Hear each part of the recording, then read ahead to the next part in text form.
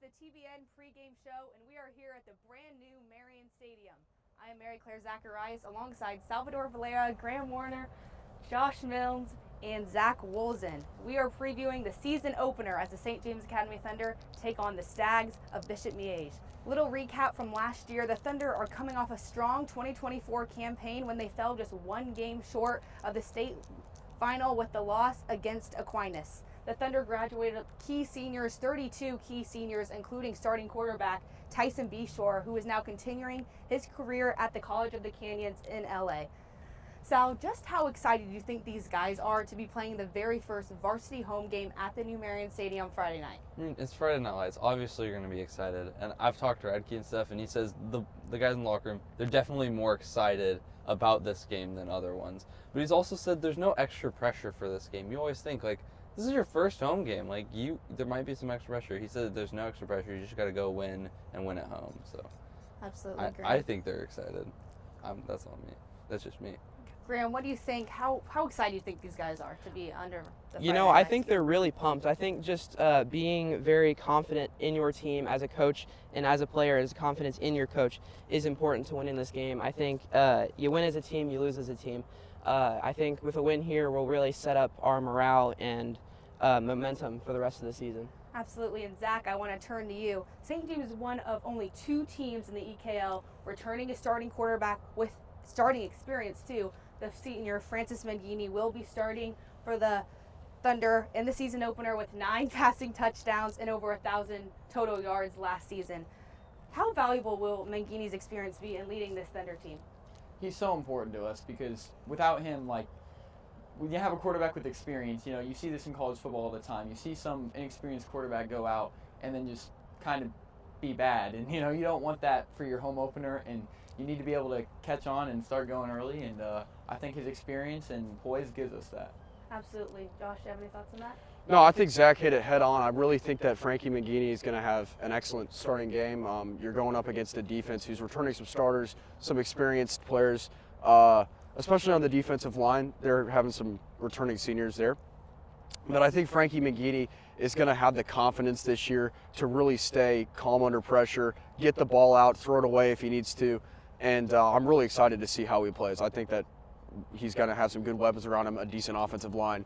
And, yeah, I think he's really going to thrive this year. Absolutely. Just like you said about the defense, how important is it, Sal, to the defense have a good starting game on Friday night? Yeah, they always say defense wins championships, and I feel like this year we've got a really, really good defense. As I talked to Redkey, he was like just shouting out like guys. He's like, this defense, we're returning a lot of guys, and our D line looks amazing. He said it was Andy Devers, Zach Leroy, Charlton, and then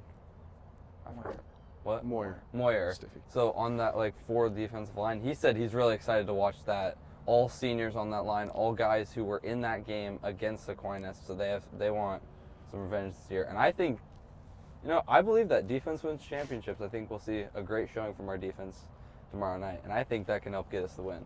Absolutely, and Graham, as he said, returning a lot of seniors, but also losing Aiden Drailing, Washburn, playing at Washburn now. Who do you think is going to step up on the defense this season? You know, Sam Charlton, he's gotten a lot of love from the coaches, and he's been proving himself to be a valuable asset to this team. I think he's really going to step up as really the captain of this defensive line. As long as he stays focused and has a good mentality about the season, I think he's going to be really ferocious this season. I definitely agree with you. And Josh, St. James suffered 4 losses last season by 7 points or less. Those are games you really need to win. What do they have to change this year to end up on the winning side? Well, I think it's really just about staying focused when you're tired at the end of the game, you know, fourth quarter. You always talk about games are won or lost in the trenches, especially in the fourth quarter. Absolutely. And you have to stay focused. You have to really call back to those times at practice where you're tired and you're doing conditioning at the end of practice and it's hot and you don't feel good. And if you can lock into the mentality that you had to carry yourself through practice, you're going to have a lot of success out there on the football field, because football is literally just a game of being physical, out-physicaling the opponent. Mm-hmm. And if you can keep that mentality, that's how games are won. Absolutely. Oh, yeah, absolutely. I think what Josh said about the trenches is 100% correct. When you're playing a team like Aquinas, you need to be disciplined, you need to be strong every play, you need to go up and be able to hit Stephen Carroll head on. So I think if we keep that mentality and play like that all season, if we can play like that against Aquinas, we can beat anybody. And I think it's, I think, Zach, that's a great point. Something I did want to add is it's going to be a little bit of an issue through the first few weeks. Obviously, we talked about the starting defensive line. Zach Leroy is actually out with an injury right now. And that's going to be interesting. He's a key starter, especially on that edge. He's real fast. He can bull rush. He can really do it all. So Trent Helmer's going to be stepping into that position, and it's going to be really interesting to see how he adapts as the defensive end. Personally, I think he's got what it takes. He can bull rush. He can rush around the edge. As long as he can get pressure on the quarterback, cause little mistakes, that's how you win football games. Absolutely. Right. Now, looking over to the Stags graduated 2-year varsity starting quarterback Marco Rodriguez, as he is now at Dodge City Community College. He threw 25 total touchdowns last season. How will the junior, Landon Cole, Zach, adjust the starting role for the first time, playing in front of at least 5,000 fans? The young kid has huge shoes to fill. Like, Miege has like a huge line of good quarterbacks. When you talk about Marco, you talk about Carter Putz, Mac Armstrong. These are guys that can get the ball to the playmakers they have with like great poise and great accuracy. But Landon Cole's a bit of a different player. He's a bit smaller. He's pretty shifty. Yes. He lit it up on JV last year. So it'll be interesting to see how our defense and D-line can stay disciplined when they run those read options and stuff like that. That'll keep him really contained. Absolutely. And as you said, Landon Cole's a little smaller quarterback. So what does this mean for the defensive line for the Thunder? I think the defensive line of the Thunder can really just kind of keep their eyes on the quarterback as well as their matchup, because batting down a ball as a defensive lineman, you are truly recognized when you do that, especially if you make an interception and stuff like that. But just making big plays in big-time moments is really going to get you seen by coaches and hypothetically scouts as well. Absolutely. And Sal, Miege is coming off their second losing season since 2006. How will the Stags rebound and get back to their winning ways? After a losing season, you always want to just kind of get, you have something to prove, you feel like, this season. I think all their returners that are going to be back out this year, I think they feel like they've got something to prove, because you don't want to be remembered as that team that's had back-to-back losing seasons to end your career. They want to go out and they want to win just as much as we want to win here. So I think it's going to be, they're going to play very aggressive and just very hard-nosed football from them. Yeah, and I think, Sal, to piggyback off that a little bit, I mean, it goes more than just the losing season. We talk about how their success in the playoffs last season. They lost in the state championship. They're going to be out for blood after that. They want it bad, because you talk about a team who felt like they had everything to prove going into the playoffs, first losing season since 2006, and then all of a sudden you lose in the state championship, and this is going to be a revenge tour for them. So they're going to be coming out of the gate strong, especially at home against a rival school. They want the win bad. And so it is really just going to be on the defensive line to hold up. With a dynasty like Miege, you basically dominated the 2010s in 4A. It's hard to even call last season a losing season, As successful as they were, losing as many players as they did the year before, to see how well they did in the playoffs was just incredible. So they're definitely going to be reloading, and they want to get back to the top for the first time in a couple of years. Absolutely. On the defensive side of the ball, the Stags have athletic Devin Davis, who is drawing some serious attention with 10 collegiate offers, including one D1 from St. Thomas. Zach, how big of a presence does he bring to the Thunder in the backfield? He's a huge factor, because when you look at a D tackle like him, he can stuff the middle of the gap and shut down our run game, but we can't allow that to happen. Our line didn't play.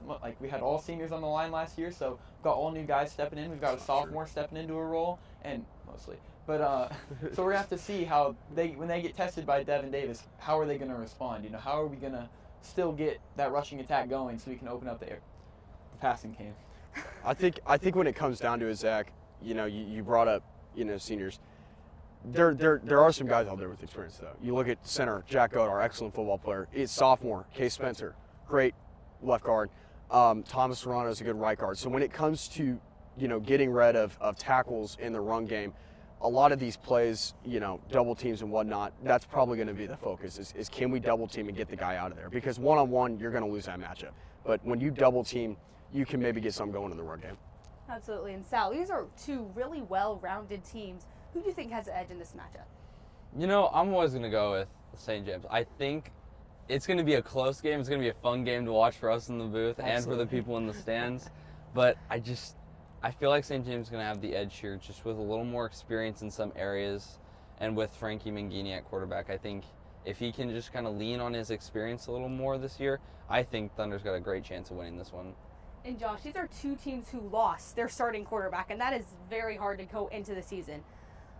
Are you expecting a high-scoring game or one dominated by defense since we're losing the starting quarterback for both teams? Well, you talk about losing the starting quarterback, and Frankie McGinney started 3 games last year in Tyson Beshore's absence after his injury in Week 4. So I really do think that we're going to come into this game with a more veteran quarterback, and both of them show skills, ball placement on the run. They can throw out of the pocket. They can both take off and run. I just think Frankie McGinney is a little more seasoned. He's going to make less mistakes. He's going to have a better offensive line to protect him and better weapons, too. I think that starting receiving core, Alec Jett, Corey Kirkner, and Brody Pregame, I think guys like that are going to help, spread the field out, get the ball downfield. Not to mention the run game this year should be good with Jake House as RB1. So I think that we're going to have plenty of weapons to lean on, and it's not only going to be the Frankie McGinney show. I think that we're going to have different things that we can do to spread the field out. Yeah, and like we said at the start of the show, just like you said, Frankie McGinney's already played some games last year. Landon Cole maybe a few, I'm not sure, but that's huge for the Thunder. Zach, what do you think will be the X factor tomorrow night for St. James to get the win? As Josh was saying, our wide receivers this year have huge shoes to fill. And so I think they can maybe do it, but we'll have to see who the new stars are that are going to emerge, You know about some of our, about Jet, about Brody, but, who else will step up when we need it, And same for Miege, I feel like it's going to be a high-scoring game just because of that. First game of the season, maybe got some nerves, some busted coverages, just some great offensive plays. So we'll have to see. But if the receiving core steps up and the line holds up, should be good. Absolutely. Who do we view Week 1? Now we are starting our predictions. We're going to start with our bold predictions. Sal, who in the EKL, what team in the EKL do you think presents a big challenge to the Thunder this season? No, I always think Aquinas is going to be a challenging game. Obviously, Radke has been saying that's the one game after we get back from senior retreat. So there's always some more fatigue playing in for our side, a little less practice. I think that's going to be an interesting challenge. But team I'm excited to see kind of how they rebound is Blue Valley West. They've lost some key players. I kind of am waiting to see how they play out this year, but I feel like Aquinas is going to be the biggest challenge for the Thunder in the EKL. I think we should focus on the now a little bit. I think Miege. I think winning today is a huge thing for the St. James Thunder. I think we need to win tomorrow, which will really kind of set us up and snowball the rest of the season. I think who's going to present the biggest challenge to the Thunder is going to be Blue Valley Northwest. They have tons of athletes. Kicker going to Oklahoma, Barron Marshall, who has countless D1 offers, like a million D1 offers. And I'm thinking Blue Valley Northwest also have a standout wide receiver who also has 10 offers. So I'm going with Northwest. I think that Blue Valley's going to present an interesting challenge to the Thunder this year. They did lose some key seniors, but when it comes down to it, they absolutely destroyed the Thunder in the regular season last year. This game, Tyson Beshore got hurt. We were just not, playing too well. Turnovers on all different types of situations. But I really think when it comes down to it, they're going to be the team that's going to be the most angry, ready to get back out there, because they felt a little upset. They felt like they've been upset in the playoffs when the Thunder beat them week 1 of the playoffs.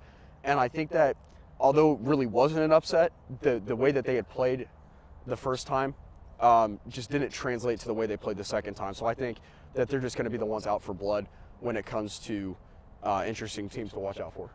Oh, like Sal and Josh said, Blue Valley West and Blue Valley are two very interesting teams. Two teams that are looking to reload, are always powerful every year. So it'd be really interesting to see how they stack up against us this year, because when you look at a game like Blue Valley West, games were always so close to winning and somehow fall short. And Blue Valley, obviously coming for the revenge tour. So it'll be so interesting to see how we can swing those key games and maybe get some wins from them. Yeah, I definitely agree with that. Any surprise teams, Sal, you're looking for?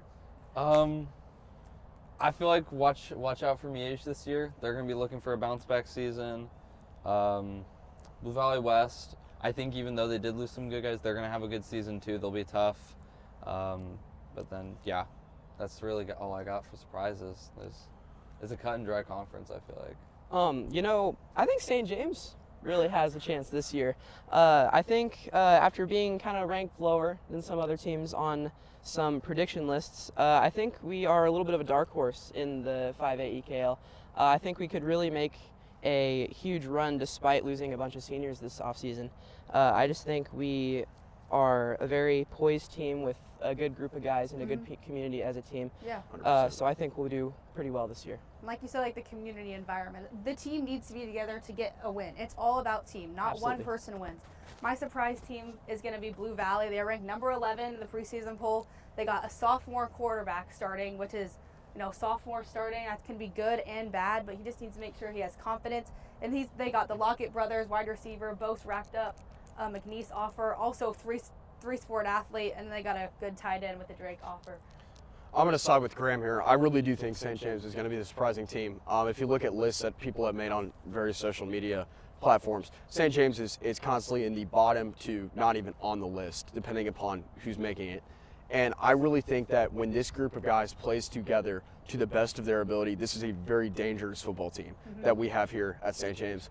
And they can move the ball down the field if the defense is turning on all cylinders and playing well. They can create turnovers. They can create pressures, make the quarterback make, little mistakes that is going to be death by 1,000 paper cuts. I really think that the Thunder has everything that it takes to win state this year. They just have to play well in order to do so. Absolutely. When you look at the Thunder, you often see them overlooked and overshadowed by teams like Aquinas and Miege because of their historic prevalence and all this. But I think it's really interesting that it feels like every other private school gets the benefit of the doubt in preseason rankings. Like when you look at a Rockhurst, a Miege, Aquinas, Yeah, absolutely. Pius has been good of late, but when you look at that, I feel like St. James doesn't really get the appreciation that some of the other schools do or the benefit of the doubt. So it'll be interesting to see this season and going forward if those tides could be swayed. And this is also a big game on Friday.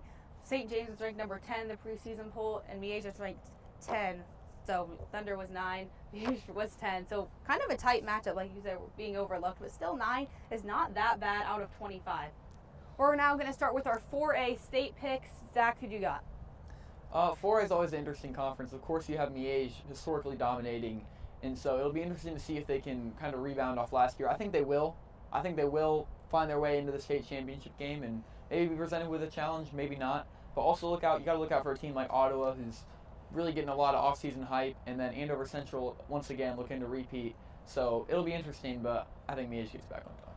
I think I'm going to agree with Zach on this one. I mentioned it earlier. Miege is going to be out for blood after the one-score loss to Andover last season in the state championship. And so I think Miege is going to have what it takes this year to get it done in 4A. I'm thinking Aquinas, just like what Zach said. They just have a strong team, I feel like. Not really many gaps, maybe on the defense, but I think Aquinas is just going to get it done. They've been putting the work in the off-season when no one's watching, and that's when it matters the most. Us EKL folk kind of underestimate those guys in the West sometimes. I think Andover Central is going to run it back. I watched what they did last year, and they just really looked very functional as a team, very fundamental, and just got the basics done at the line of scrimmage, and that's really what got them where they went. Yeah, I'm agreeing with Graham. Andover Central, they're ranked 18th this year in the preseason poll. I think they get it done. They are a scrappy team, and I think they go back-to-back. Zach, what do you thinking for 5A? 5A I feel like is really starting to build up some real perennial powers that could rival that of 6A. When you look at Mill Valley, when you look at Aquinas, when you look at St. James, when you look at Hayes and Great Bend that are over there. Great Bend obviously with these amazing players this year. So it's interesting to see. It will be interesting to see how a team like Mill Valley responds after losing last year on what some might say was a controversial call. So it'll be interesting to see if they can get back. I know they're going to be ready. They're going to be back for blood. So I like Mill Valley to win. I think a big question that everybody's asking right now is, can Aquinas pull off this repeat? Okay, they've gone back-to-back the past 2 seasons. They have a different style of football than everybody else in 5A. So can they pull off this repeat? I'm going to say no. I don't think they do. I think that Mill Valley, the playoffs are going to be set up similar to where they were last year. I think Mill Valley will beat Aquinas in the playoffs. And every year that we have won the state championship here at St. James, we have beat Mill Valley. I am taking St. James to win the 5A state championship after beating Mill Valley, and I'm going to pick them over Hayes. I think Hayes goes and represents the other side. I'm thinking Mill Valley, plain and simple. You know, as much as I hate to say it, I think Aquinas is just a juggernaut, and I think they will complete the three-peat, especially with Cal Arndt in his senior year, and a new quarterback after graduating senior LZ Slaughter last year. I think this new quarterback is a little bit more versatile on the playing field, and having a little bit more of a throwing presence on the Aquinas offense can really mix things up for the EKL in 5A. So I think they will run it back once again. You know, I'm just thinking, Josh, you were mentioning Hayes earlier. I feel like Hayes might have a shot if they get a good pull. They could make a run here, be a little bit of a dark horse. We might not see it coming, but they might get to that state championship against the Mill Valley or Aquinas and pull off the upset, I feel like. And Sal, I think, honestly, that's not a bad take, because for the past how many years, the EKL's dominated the state championship. Yeah. And I think that, eventually here, that's not going to happen. I think Hayes is a pretty decent pick. Yeah, get a team out west to get a state championship. Yeah, exactly. Who knows? Yeah, and Hayes was ranked number 13 in the preseason poll, so that could be one of our surprise teams later on. We'll see if they do well. Finally, let's do our 6A, Zach. Who are you thinking? 6A, of course, you've got the back-to-back state champions, Gardner Edgerton, and then you've got the other perennial powers in the West. You've got Manhattan, who's always strong, Derby, always strong, and of course you got Wichita Northwest, who, despite having all this talent they always have, they can't seem to get over that Manhattan Derby blockade, Yeah. So it'll be interesting. Jalen Mason, KU commit in his senior season leading Wichita Northwest, if he could get over that hump. But I think Derby, if a new quarterback emerges for them and they make it back to state to play Gardner, I think they find a way to top them this year. And that would be huge. That would be absolutely huge for them, too. I think, again, like Zach mentioned, we have another three-peat attempt on the way from Gardner. I'm going to take Gardner Edgerton. I think that they're going to have what it takes this year to get it done and get the three-peat. I agree with you, Josh. Gardner Edgerton, absolutely powerhouse team, ranked number 2 in the preseason poll. They just got a great team, and I feel like they're going to run it back again. Give me Derby. I just love saying Derby. It's really fun to say. It kind of rolls off the tongue. And I think they've always been kind of the big name with Manhattan. But I think Derby is going to pull it through this year. I don't think Gardner Edgerton's going to have what it takes personally. Call me a hater, if you will. But I think that they're just not the same team they were last year. Yeah, I think Gardner make it back to the championship this year. But I feel like looking at Manhattan, I feel like Manhattan has a good chance this year. Manhattan, if Wichita Northwest, I think both those teams have great chances this year. I think it's going to be one of those two. I'm going to take Manhattan over Gardner Edgerton in the finals. One-score game, close game. Yeah, that's definitely going to be a close one if that happens. All right, looking at some other Week 1 key matchups we have. We got Blue Valley Southwest at Blue Valley. Zach, who are you taking? Blue Valley Southwest is an interesting team who found a lot of success in 2023 with Dylan Dunn at quarterback. And then last year, losing a lot of players, just couldn't really compete with a lot of the teams in the EKL. So I think Blue Valley keeps finding a way. They know how to beat Southwest, so I feel like they do that again this year. I agree with everything that Zach just said. I don't really think there's any explanation needed. This isn't 2023 anymore. It's the Big 2-5. I'm taking Blue Valley. Yep, I'm taking Blue Valley too. Blue Valley Southwest just did not have a great season. We know they've been putting in the work in the offseason, doing all the things that they need to do. At the same time, Blue Valley's doing the same thing, and I feel like they just have more playmakers on the field than Southwest. Blue Valley gets the win. Absolutely. As much as I'd like to root for the underdog, I think I'm going to take Blue Valley as well. They're just more of a well-rounded team, and I think they just have what it takes. Yeah, I wanted to pick the underdog against you guys, but I don't see Blue Valley Southwest pulling this out. I think it's going to be a very one-sided game, but I think Blue Valley get that job done quick and easy. Good Week 1 for them. Next pick, we got Free State at Gardner Edgerton. Who do we think is winning that one, Zach? Gardner Edgerton, back-to-back state champions, playing a team like Free State. They haven't really ever played before historically, so Free State always comes in every year. You don't know how good they're going to be. You obviously just got the eyes on that Free State versus Lawrence game on the calendar, but this year, I think Free State wins. Free State's brewing a little something special. I think they're going to come out Week 1 and show people what they're made of, beat Gardner in their own stadium, if not hopefully keep it close at least, and maybe you can pull off the upset. You know, Zach, I'm going to have to agree with you on that. I think that Free State is a little bit of an X factor this year coming into the season. I know we talked about Gardner Edgerton. I especially mentioned that Gardner Edgerton is going to get the three-peat. But I think Free State's just an X factor that nobody's going to count on.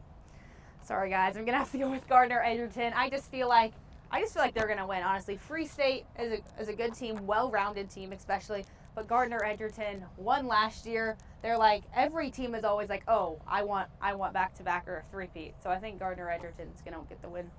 I'm with you here, Mary Claire. I think home field advantage for Gardner Edgerton is going to be too much for Free State. You know, just having that 6A stadium in the EKL there's nothing like it really. I think Gardner Edgerton's going to pull this one out. Yeah, Gardner with home field advantage. I'm taking them. Free State's going to have a great run this year. I think they will be a great team, but I'm taking Gardner just with home field advantage, first game of the season. But Free State's going to definitely have a good year. Next game we got is Blue Valley Northwest at Blue Valley North. Zach, who are you going for? Blue Valley Northwest, of course, kind of needs to find a new quarterback to emerge to get the ball to the weapons, as you said, but they also return a 1,000-yard rusher in LJ Bounds, so it actually won't be interesting. They're going to beat North by 40. North is a laughing stock. Well, I think that Blue Valley North is actually going to pull this one off. I think that if they can find ways to limit the run game, I completely disagree with that take that they're the laughing stock. I think that's a bad take. I think that Blue Valley North pulls this one off. They can eliminate the run. I'm a big fan of Blue Valley Northwest. Barron Marshall is just insanely good at wide receiver. He has really good hands. He also plays basketball too, dual sport athlete, super athletic, just like Zach said. LJ Bowen's running back, really good running back. He has 8 offers. Blue Valley Northwest is getting this win. And I have a sheet here. There's 8 players here. They are absolutely stacked. You know, on paper, that's pretty cool. Give me the Mustangs. You know what? Mama Werner is an alum of Blue Valley North, and she always cheers for the Mustangs, even against St. James. I know. But give me the Mustangs. I think they have a real chance to redeem themselves this year, especially coming off some not so pretty seasons as of late. But yeah, give me the Mustangs. You know what? I'm going to go with Graham here. Give me the underdog this week. You know what? That looks really good on paper. That looks amazing. But I think we get an underdog win this week. Give me that. It's going to be one-score game, but the underdog, North, they're winning. Yeah, all day. After 3 people picked them, I don't know how they can be the laughing stock anymore, Yeah. Zach. I just don't think that's valid anymore. All right, final pick. We have St. Thomas Aquinas, who won the state championship last year, in Blue Valley West, who was ranked number 7 in the preseason poll. The Jaguars of West returned 2 starters on offense and 3 on defense as they lost their starting quarterback, Tate Nagy, who's now at KU, but playing punt returner. Zach, who we got in this game? This game in prior years, the past couple of years, has been a really close game, really exciting early season matchup. A couple of years ago, there was that barn burner, 49-42, I think, in favor of Aquinas, but Aquinas just finds a way to get these one-score games done. But I don't think this year's a one-score game. West isn't ready. Aquinas by 30. When you're talking about teams that run the ball, I just don't think that Aquinas is going to drop 30 points. I think that they're going to find ways to bleed clock. I also think West is coming into the game with something to prove. Like you said, reloading almost their entire offensive roster. Yes, new exactly. quarterback, new running back, new receivers. But they do have a good offensive-minded system. I think Blue Valley West finds a way to pull this out. I think they can jump on Aquinas. And the Thunder last season in the playoffs, they jumped on Aquinas. They had a very real shot at beating them. And I think if you can find a way to do that, I think Blue Valley West pulls this one out. I'm taking Blue Valley West. I'm taking Aquinas. I feel like that's just the easy pick. That Kellen Art, running back, rushed for 2,000 yards last season, 27 touchdowns. Also got a great offensive line with Carroll committed to Central Arkansas, making sure that Art can get through those lanes so he can run all the way down the field, get a touchdown. I'm going by Aquinas by a lot. You know what? I'm going to have to agree with you there. As much as I like Blue Valley West, I am a fan of their team. But I think Aquinas is just too good at their offensive formations and flex bone and whatnot. And I just think that they're going to be too much with Cal Arndt. Yeah, as much as it pains me to say it, I think Aquinas is going to get the job done. I like Blue Valley West. I think they're a great team, but Aquinas gets it done. It'll be a close game. I think in past years it's been close. I think it's going to be close this year. But I think Aquinas just have that little extra push to get through and get that I first agree. win.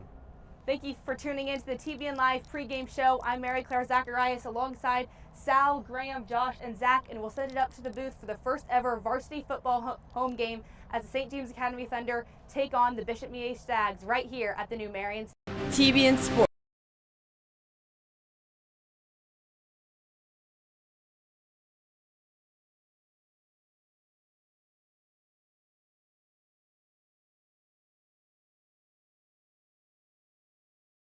TBN Sports is proud to present the following broadcast of high school athletics.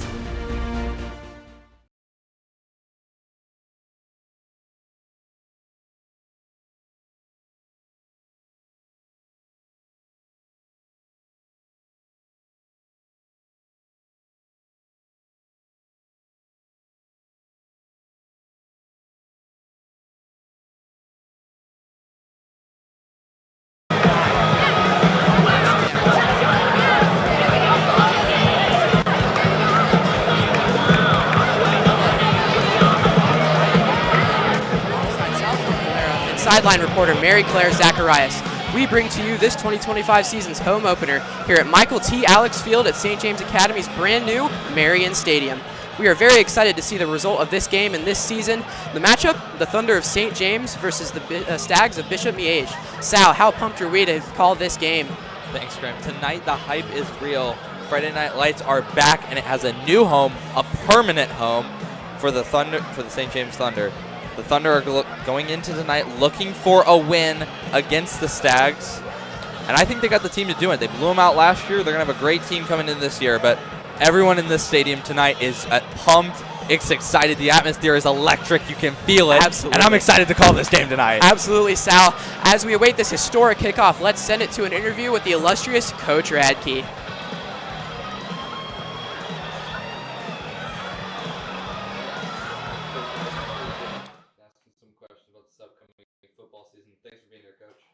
My pleasure. Can't wait. So, is there any extra pressure going into this first game as it's being the first home football game in St. James this year? Not really. Honestly, we're just excited. It's interesting because I told the players they can't be nervous. There's no room for being nervous. And nerves are for people who aren't prepared, and we're already prepared for this game. So, be excited, enjoy the moment.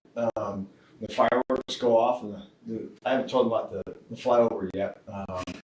That's going to be cool. So it's just the build-up. Archbishop's going to be there, giving us the game ball and doing the coin flip. So there's lots of pageantry going around this game, but honestly, when you step across the white lines, it's all business, and there's no pressure. We're just going to play a high school football game.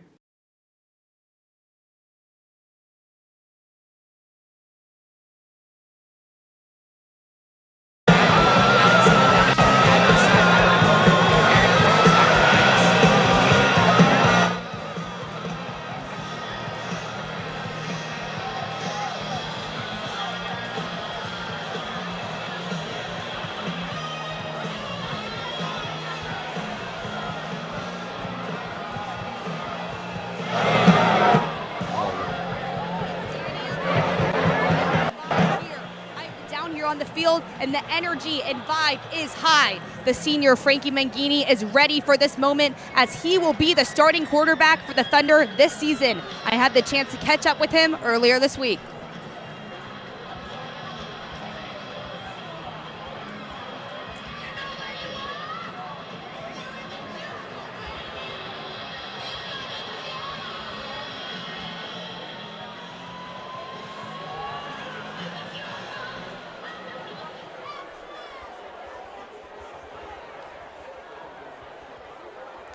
Just like Frankie said, he is ready for this fun atmosphere and to be great out on the field tonight, just like every player does.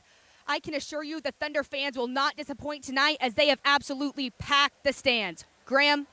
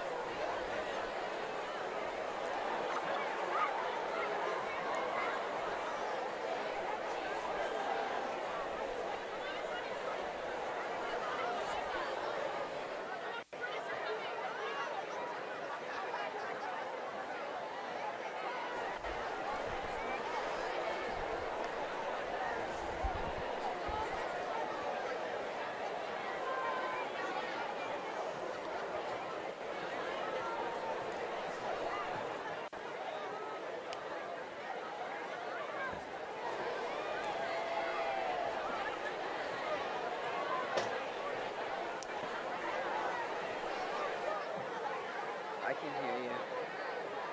Just kidding.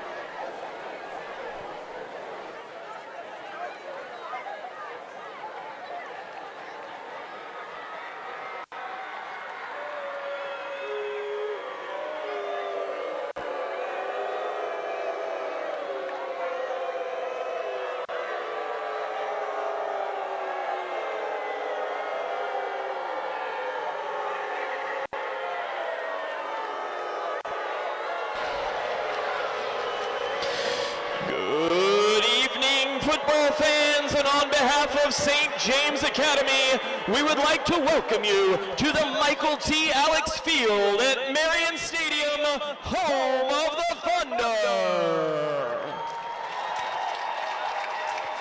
Tonight is a historic event. For the first time in St. James history, we are hosting a home football game. We are pleased to welcome our guests for tonight's competition, the Stags of Bishop Miege. Tonight's competition is in accordance with the Kansas State High School Activities Association and its member schools. As we come together in the spirit of competition and community, we ask for your help in promoting good sportsmanship. Please keep tonight's contest respectful, fair, and focused on positive support for all players, coaches, and officials. Thank you for your cooperation.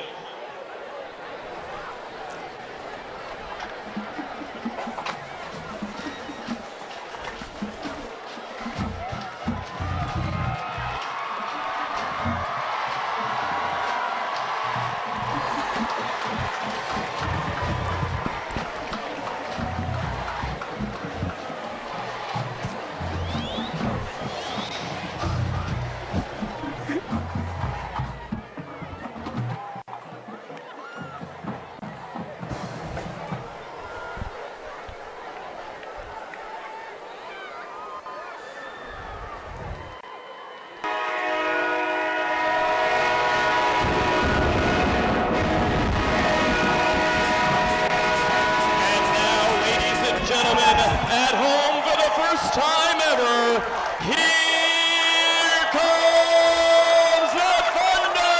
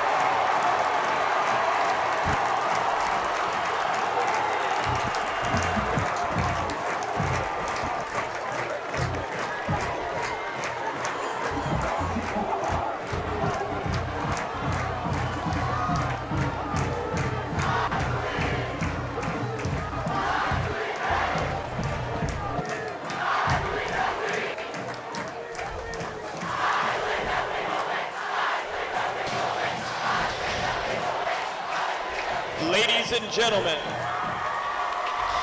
please rise and remain standing for the presentation of the colors. Tonight's ceremony is being presented by the Marines of Recruiting Station, Kansas City from the United States Marine Corps. Tonight's Color Sergeant is Staff Sergeant Jesus S. De La Torre Cabrera from Kansas City, Missouri. The organizational colors flag bearer is Staff Sergeant Alexander T. Kwan from Columbia, Missouri. The two rifle bearers are Staff Sergeant Monteez A. McGregor from Grandview, Missouri, and Sergeant Jackson J. Sackbibbit from Joplin, Missouri. Standing with the Marines on the sidelines are the Kansas Santa Fe Trail Young Marines chapter, established in 2024 in memory of St. James graduate of the class of 2022, Lance Corporal Gabriel Puala.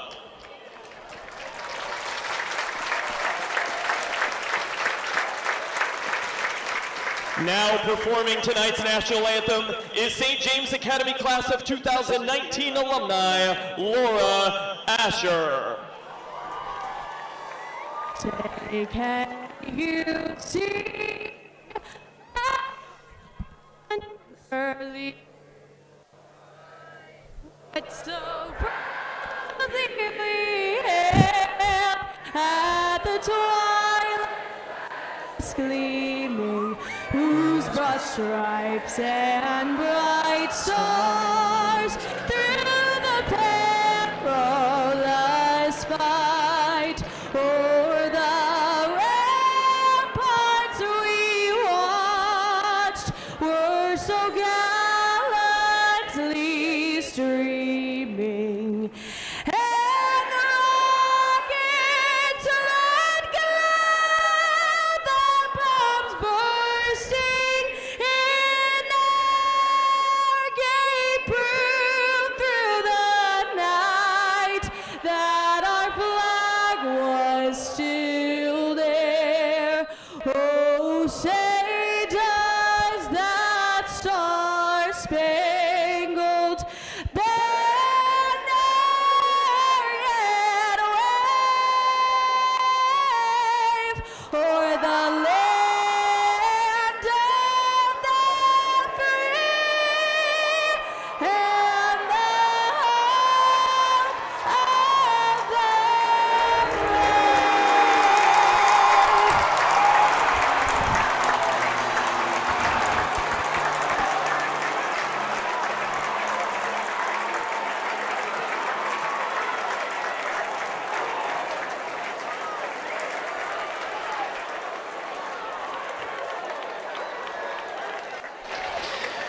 Performing tonight's flyover was the LC Flight Formation Team.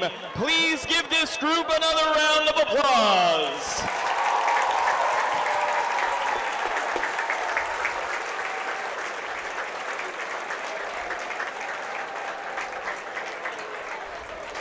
We would now like to ask you to please remain standing for our opening prayer. Joining us tonight is our new Archbishop of the Archdiocese of Kansas City in Kansas, Archbishop Sean McKnight. Archbishop McKnight will now lead us in prayer.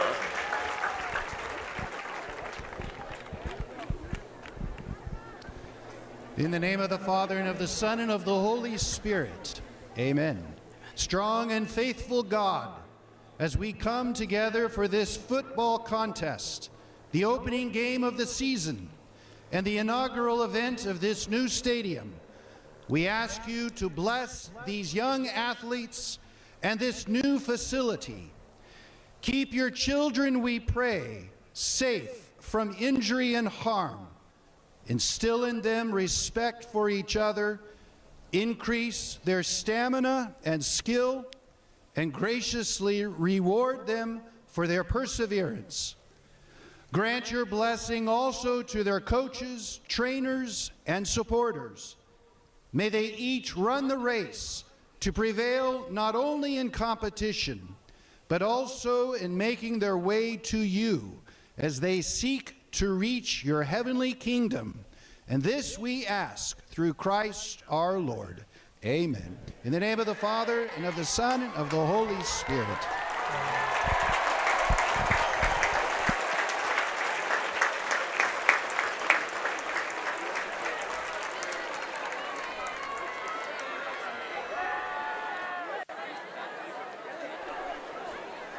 as we welcome you back here to Marian Stadium. Sal, I'm truly just speechless.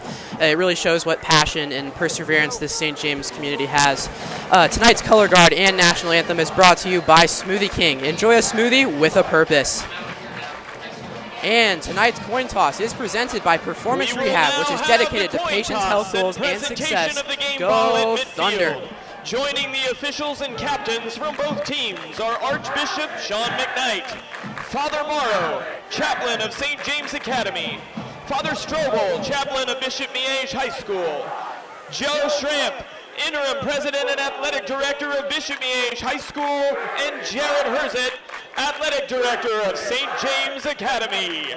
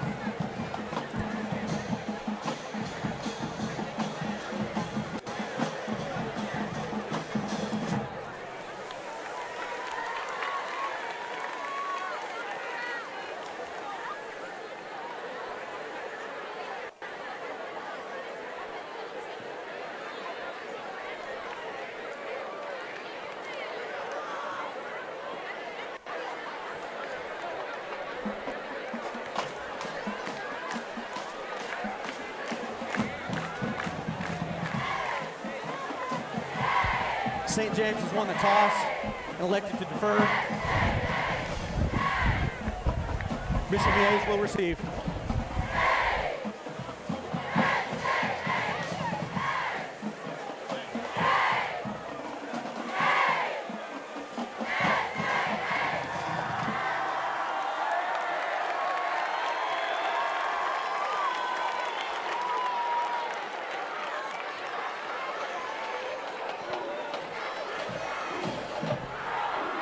As we welcome you back here to Michael T. Alex Field in Marian Stadium, the Thunder are getting ready to roll, getting our boys hyped up for this first half of this first game here at the Academy.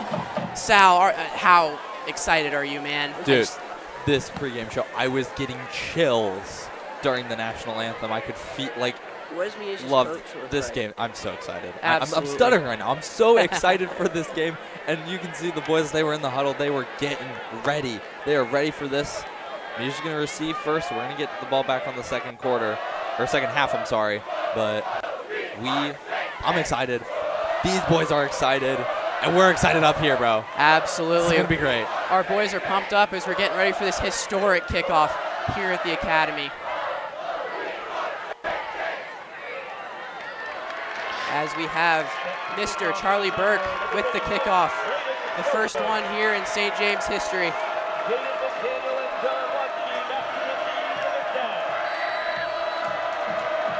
Junior Jaden McDaniel back to receive for the Stags, and here we go. McDaniels takes it about the 10. Cuts upfield, breaks a tackle up to the 30-yard line. Great return there for the Stags. Great return, broke one tackle there. Was not about to let that be a kind of scuff punt back at the 20. Was able to get 10 more yards. Absolutely, tackle made there by junior Brenton Banker as the Stags and Mr. Landon Cole, the junior quarterback, standing at 5'7", 157. A little bit smaller on the quarterback, definitely a little versatile here for the St. James defense. They're going to have to read this and perform. He may be small, but he's a shifty little guy. He's going to get out of that pocket if he needs to. And this is his first start. We'll see how he handles the pressure. Absolutely. Number 7, Vinny George, in there with Palmer in the backfield. As they hand it off, good stop there by the Thunder. The entire defensive line led by number 40, Brennan Jones, there to make the stop. Just about the line of scrimmage there. They read that like perfection. Play action there, but he's going to get in there. Line wasn't phased. Got him down easily. Absolutely. It's going to be 2nd and 10. Cole in the backfield, Blunt in motion. Cole fires on the left side, caught there by McDaniel, and he's tackled out of bounds after a gain of about 3 yards. This St. James defense is fired up. And they are locked in for this game, dude. Read that play like a book again, gave him no time to get upfield after the throw. First third down here for the Stags, 3rd and about 6. The playbook is just about wide open here.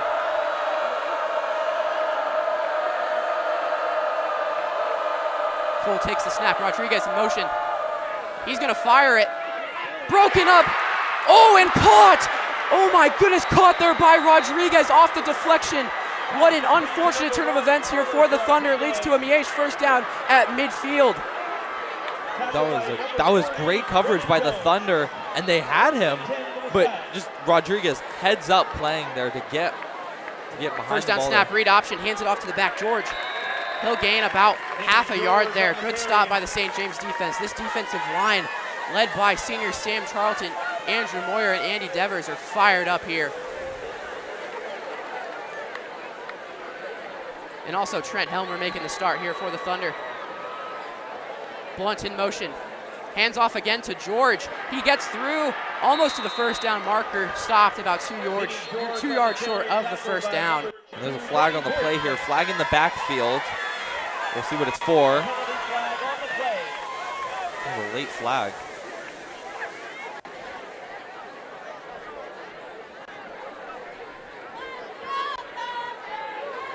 We'll have our first penalty here of the game. Back to the let it catch earlier. Looks like we're gonna have a face mask on the Thunder. That's 15 yards you don't want to give up this early in your first game at home. Yeah, that's not what you need here. Thunder are gonna be, now they've gone from having them about midfield. It's gonna be now towards the red zone here on the 26-yard line. My pitch controller stiff. 1st and 10 for the Stags. Cole takes the snap, hands off to George again. This man's getting a lot of action here early on. Getting bumped around like a pinball. Gains about 4 yards there on the play. Aggression from him. He's going to get forward there, not going down on the first hit. And yeah, like you said, getting bounced around there, but he stays up and stays moving. And you know these Stags are pumped up. Lots of practice, all those summer workouts, waking up early in the morning just for this game. As the Stags are on the brink of the red zone, here comes Cole. He's going to roll out left using that speed. Almost brought down as he gets slammed out of bounds by the Thunder, led by John Hornback and Brady Boydston. Big hit there for the Thunder. As we have another flag here, maybe a little unnecessary unnecessary roughness here, quite possibly. Multiple penalties on the play. Multiple flags here. I don't think we're having Hornback hitting them hard there. This is Peter. Do you want Cole to got tripped up a little bit, and then Hornback came in and slammed him.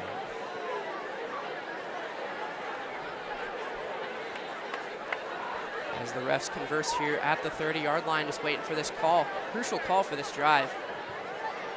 The Stags seem to be driving down the field quite effortlessly here with the help of a face mask penalty. The Stags have definitely done what they wanted to this game. Came out with a lot of energy, and they're not starting slow. Lots of conversation here. I can see Coach Holmes of the Stags on the sidelines, and we actually had the opportunity to get some notes from him before the game. Very grateful for Coach Holmes. He emphasized starting fast, not starting slow like last year in the blowout loss against Miege. And he mentioned that we're going to have a big crowd and a great environment. They have 16 returning players. As we await this final penalty call, lots of conversation from the refs early on. It's good to see they're taking their time to make sure everything's sorted out correctly. Yeah, more Coach Holmes, prevent big plays and live in the moment. As he said, as us, SJ, we have great skilled players. And you can't let us throw the ball downfield and get the ball on top of the defense here. And he said he wants to live in the moment. He said he was glad to be a part of this first game here. It's a momentous game, and he said his players love the challenge and the opportunity to get to play here tonight. Absolutely, as we just have some more conversation from the referees. You know, the Stags and St. James have had a long rivalry here, so they're also sharing in this fantastic experience with us. It's more of a mutual welcome to this stadium for both teams and any teams who come to face us this season. It's really just beautiful up here in the booth. I'm very, very glad to have this here, Sal. Well, it looks like the refs have come to a decision.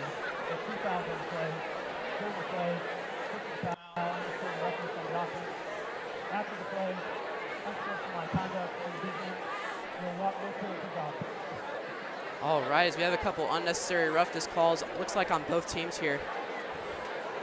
So that'll just cancel out, it looks like. A little unsportsmanlike there from the Stags.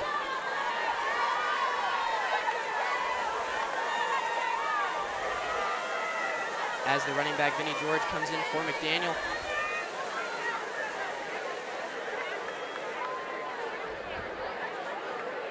Oh. It looks like the Stags will be moved back here. That's a huge penalty. Oh, they're moving back up. Sorry.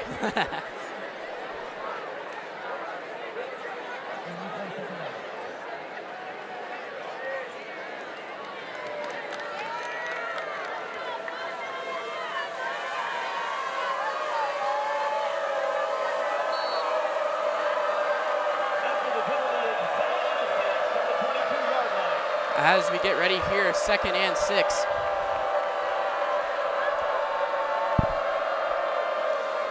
Rolling out here, and he's stopped in the backfield. Vinny George taken down, 7-on-7 by Sam Charlton, the captain of this defensive line.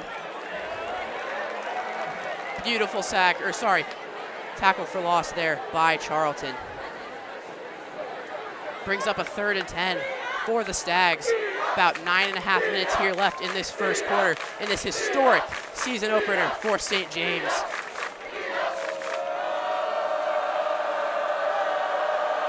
Three wide. He's going to throw. He's rolling out left. He's getting caught up to. The ball is out. Looked like a forward pass anyways, and his lineman will fall on it. The possession will stay with the Stags. Great hustle there by the offensive line, realizing the ball was out there. Looked like it was number 57 for the Stags, Mr. Max Long, the senior, 6'3", 304 at offensive tackle. The Thunder D-line came to play today, putting on some great pressure towards the end of this drive. And it brings up 4th down. They're going to go for it here, it looks like. Or no. Yeah, they're going to go for it on 4th and 14. Risky call by Coach Holmes here. First 4th down. Looks like we'll have either a timeout called here. Timeout called by the Stags. A little time to regroup on their first possession of the year. Yeah, 4th down and 14. Looked like they were gonna try and convert there. Maybe just a little scare tactic. We'll see what they come out doing next.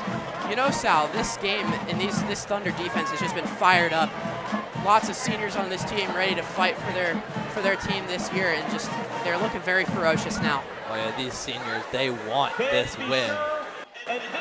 They want this win more than Stags do. It's a special game. Absolutely. They want this win because of how special it is. And because, unlike Radke had told me in his interview, he said, you don't want to get beat on your own home. That's what he tells his guys. You don't get beat on home turf. And he wants to protect that home. And it looks like the Stags are going to go for it. 4th and 14. This Thunder defense is primed and ready to get this stop. This crowd will be booming. Cole takes the snap, drops back. He's going to fire for the end zone. It is incomplete. And the Thunder are going to get the football. Great defense. On downs. And St. James are going to get the ball back here. Great defense there by the defensive backs of St. James. They'll get the football and a chance to score their first touchdown at Marian Stadium. That was some great coverage on the play there by St. James. And now the offense comes out here. Senior quarterback Frankie Mangini wanting. The Thunder will take over on downs. Wanted to show what he can do. And correction, that was That was sophomore backup quarterback Will Scality on that 4th down pass. He delivered a good ball, but just better defense by St. James. Asman Guinea with House behind him. A little audible here, Jet and Pregame outside. Pregame in motion. They're gonna toss it to him. Brody Pregame up the sideline. He's gonna gain about 10 yards there. Maybe got the first down. We'll see where they spot it. Great carry by Pregame in motion there. Got it. Got some he good will be blocks too. Inches short. Oh, just that right there. Gain of 9 on the play. Asman Guinea comes out.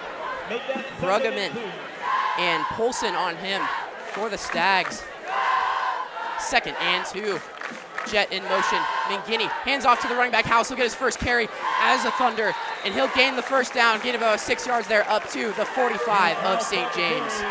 Great job there by House. He found an alley, he got it, and that'll be the first down for St. James in the new Marian Stadium. Absolutely, a historic sight to see, and hopefully later on this drive we'll see our first touchdown. That person's name will be etched into the history books as we come up here 1st and 10 from about the 44-yard line. Mangini takes the snap. He's gonna throw, he's going it up. Just over the head of Neeson. Great ball there by Mangini off the fingertips of Neeson and incomplete there into double coverage. A great throw from Mangini, just too far out ahead of Neeson for him to get it. That was a great placement there with double coverage on Neeson. He looked like he could catch that. Absolutely, let's talk about Mangini. He looks ready to go, the hefty lefty as they call him. Standing at 5'10", 212, the senior with lots of varsity experience, starting his first game here in his senior season.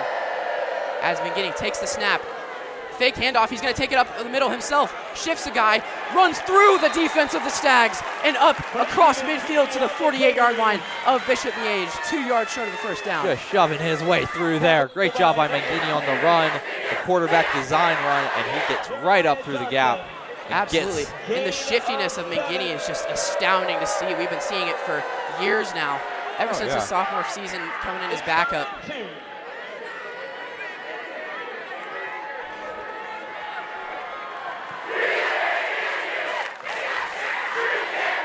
Third and 2 here in Guinea. This first down seems inevitable. Will they pick it up?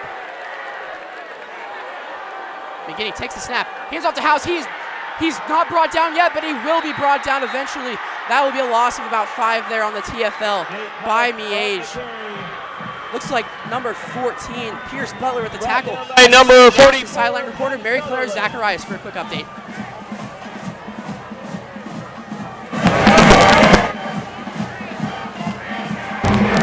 Fourth and 10 versus.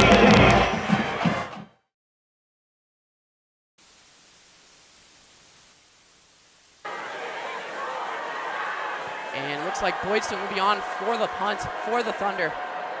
Not the result you want to see on your first drive, but definitely a valiant effort by the Thunder. Oh, it's a fake! Brady Boydston's gonna run it out. Cuts upfield, he's not gonna get it. He is stopped on his own 46. Not what you want to see there from the first drive at Marian Stadium. Trying to make a movie out of the first possession and will not succeed. Yeah, that was just, I see the design there, but just did not work out. Great job by the Stags defense to read that out and lock him down. Probably not the intended result of that play.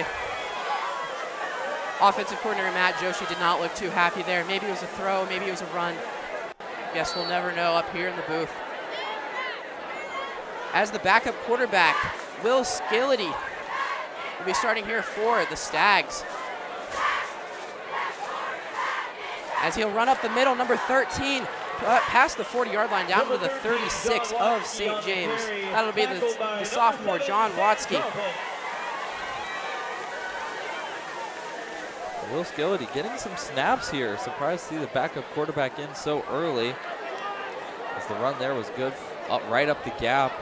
It's going to be a second and manageable. Scality hands it off again up the middle to Watsky. He's going to find a gap in the defense, gets down to the 25-yard line. Caught the St. James defense off guard there. Looks like they're going to run some tempo offense here, trying to get in the end zone. Maybe taking a shot from the end zone on this play here. A little bit of a mismatch out wide. First and 10 for the Stags. As Scality takes the snap. Going to hand it off again to Watsky, getting some good minutes. Oh, and they're going to drive him backwards.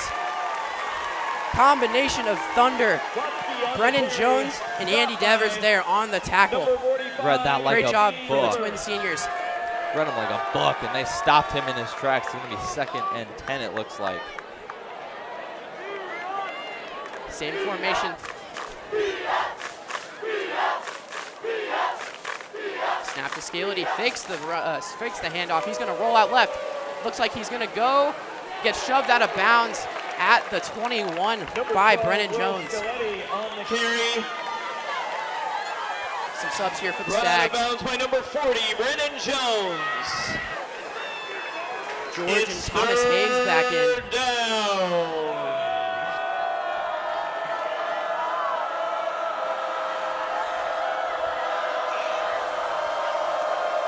DB Jax Henderson on the big man out wide. At the top of your screen there, might see a little mismatch play. We're gonna have a little bubble screen here to number 3, McDaniels. He's gonna get thrown out of bounds at the 11-yard line. Pass complete to number 3, Jaden McDaniel. They're going to try to keep some tempo here after getting the 3rd down conversion. Absolutely, just throwing some pressure on the Thunder defense. Will they be able to hold it out? Harper, this is Peter. I can barely hear you. First and 10 for the Stags. Not quite first and goal here for the Stags at about the 12-yard line. Still got to get a first down before scoring, unless they do so before. As Scality takes the snap, hands off to George. He's going to roll out right. Is he going to go? No, he's going to get slammed out of bounds there about the 6-yard line. Great job there by the Thunder to get on him, not let him get into the end zone. And they'll make a second down here. The Stags are definitely, at this point in the drive, they're going for the end zone. Absolutely there, Sal. Lots of tempo offense from this Stags offense. We're trying to keep up here in the booth. Hand off to George. Tries to find his way around Charlton. He's going to get slammed down at about the 4-yard line. Tried to go for a gap there, was wrapped up by the D-line. It's going to be 3rd down here in the red zone. So you got to think they're going to go for it on 4th down if they have to. Absolutely, and the 3 points is not quite guaranteed here at the high school level, as we're closing in on about 4 minutes here left in the first quarter of this game.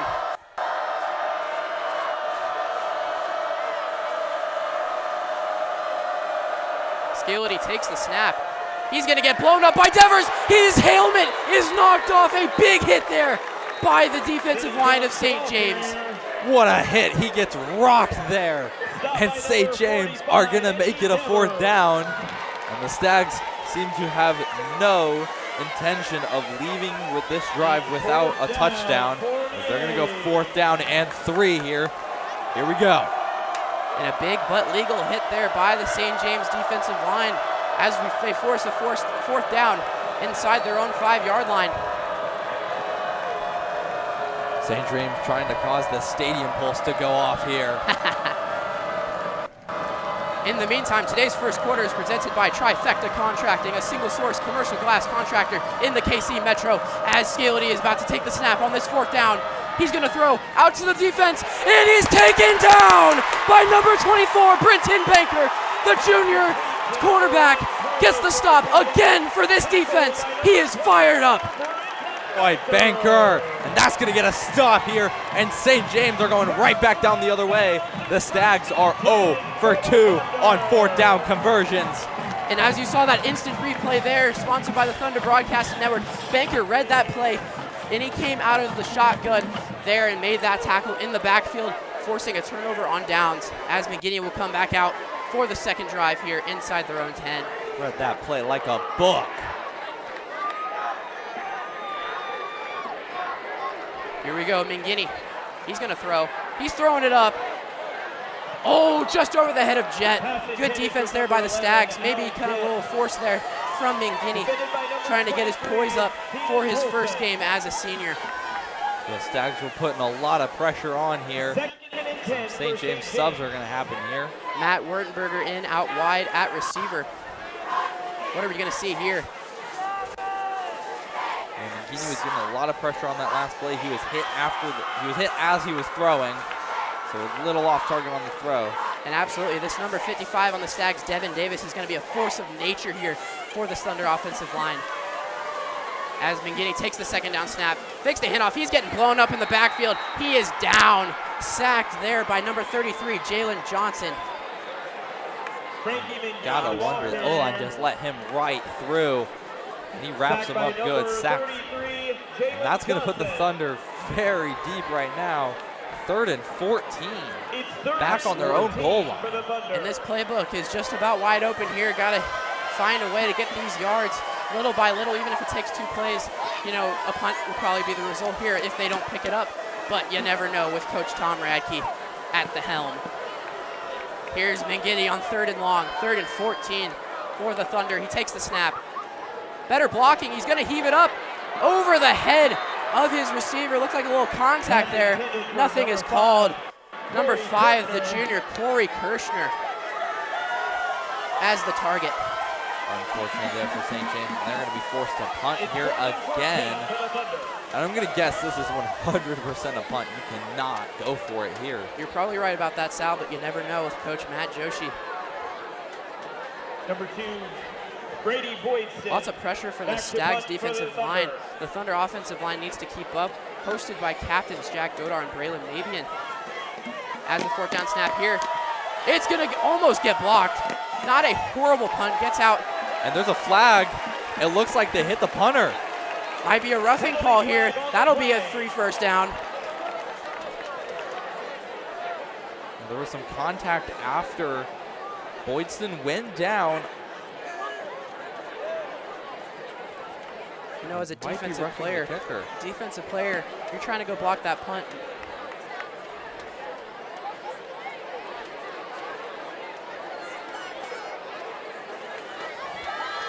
But as I was saying, those defensive players just got to be ferocious there. Sometimes you get a little trigger happy as you get close to your guy and you just want to knock him over.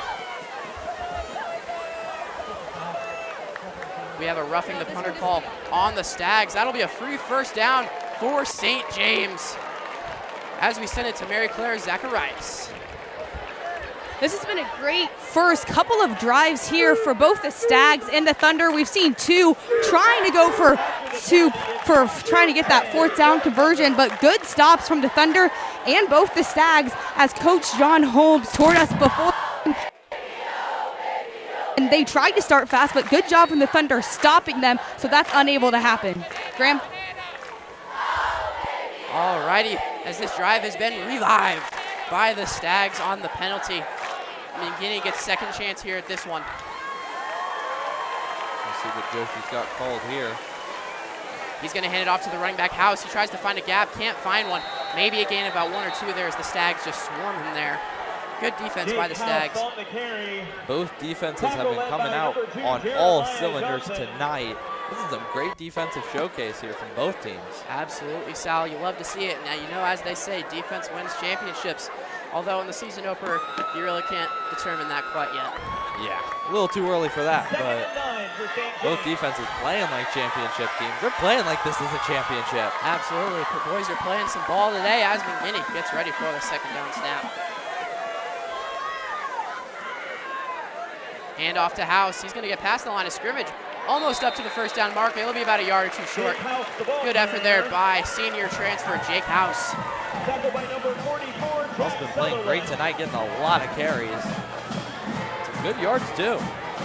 Jack Sutherland on the Stags with the tackle, the 5'9" junior, making his first appearance of the year.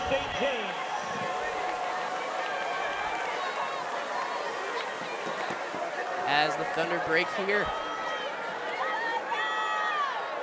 we'll have Canzanieri, Jet, and Pregame out wide. And Kirshner. And doesn't matter, hand off to House. He's gonna break free. He's going past midfield. 40, 30, 20, 10, and all the way for the first touchdown at Marian Stadium. Jake House, he's getting this house lit tonight. House finds the route, and he is all the way downfield. He was gone as soon as he broke through that defensive line. And St. James scored the first touchdown here in the Marian Stadium. Are you kidding me? Absolutely, Sal. I am not kidding you. This first touchdown here at Marian Stadium, Jake House's name will be in the history books forever. the senior transfer, getting it done when it matters. Wow, that was electric. And kicker James Ewing here on for the extra point. James Ewing on. I need my back. Defensive back Joe Peterson on the hold. Do I just pull the His first out? kicking attempt Does it of the just come out? season. Been lighting it up in practice as I of see late. where it is. Trying to take a 7-0 lead here in the end of the first quarter. About a minute left. The hold, the kick. It's good. James Ewing bangs it through after a little bit, maybe a tip there. Couldn't quite tell. But nevertheless, it is 7-0 St. James. And Ewing seems calm and collected as the line crashed, and he puts that right through the uprights.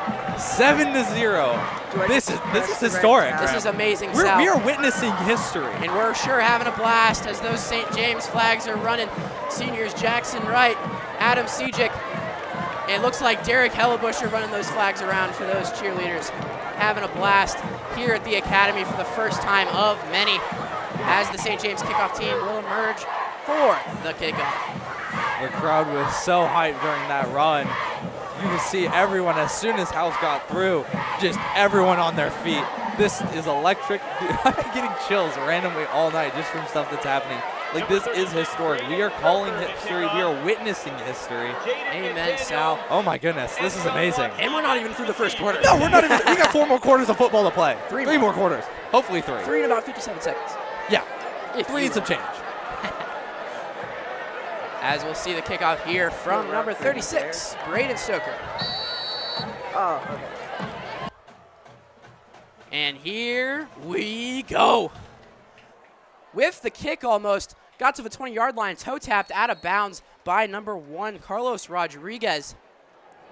Rodriguez had that athletic catch earlier off the tip and bobble. Absolutely, that was Hold it impressive. in. That was impressive. I tip my hat to that. That was a great catch by him. As we await the Stags offense here to come out on first down. Haven't seen the starting quarterback, Landon Cole. It's been Scaletti. It looks like he'll stay out here. Maybe a little slight injury, a knock-up. We'll never know. Hopefully we see him back later here in this game healthy and good. George and Scaletti in the backfield. Rodriguez and McDaniels out wide. Takes the snap, hands off to George on the left side. Good blocking there by the Stags. He's going to fight, breaks a tackle, and gets shoved out of bounds finally at about the 31-yard line by number 7, Sam Charlton. Just everywhere on this field on the defensive line. Charlton has been everywhere tonight. We have not had I don't feel like we've had a defensive play where Charlton hasn't been on it. He's putting in some hustle tonight. Yeah. He's definitely showing some shades of the senior graduate of 2024, Aiden Dreiling, the Washburn commit. He'll be playing some football here real soon. Second down and 7. Scaletti takes the snap. He's going to hand it off to George once again, and he is going to be eventually brought down by about 3 Thunders there, led by number 87, Trent Helmer, getting the start in his first varsity appearance. If you need to take a break, it's this right here. In 4 starters, Zach Leroy today. He will not be playing this week. I talked to him earlier. He said he's going to be back at it next week. He's excited to get at it against Aquinas. But great job by Trent Helmer tonight filling in. And Andy Devers, he was in the backfield, got a little contact on the running back. Great job by Andy. Absolutely. It takes more than one person to bring somebody down, usually at the high school level with these freak running backs. It's very impressive and fun to see. Fun to call, Sal. Oh, yeah. As Scaletti takes the 3rd down and 5 snap here. He's looking. The Thunder pressure emerges. Looks like we got a flag here. He's going to take it up the middle for a first down, and then some across midfield to the 46-yard line. He'll eventually be brought down by Brinton Banker. You've heard his name a lot tonight. Oh, yeah. Looks like it might be pulled back, though. Flag in the backfield as the Thunder were trying to pressure. So we'll see what the call is. Could be a holding call on the offense. We'll see what the call is, but great job by Scaletti. He just gets right through there. Looks like we do have a hold on the offense. 10 yards back for the Stags. And that can kill a drive here. It'll be 3rd and 10, or 3rd and 15, sorry, for the Stags. Absolutely. Drive killers, as they call them. Coach Holmes not happy about that. And speaking of a drive that wasn't killed, that Jake House touchdown is presented by Clodic Wealth Management. Clodic Wealth Management helps to fit all the pieces of the financial puzzle together.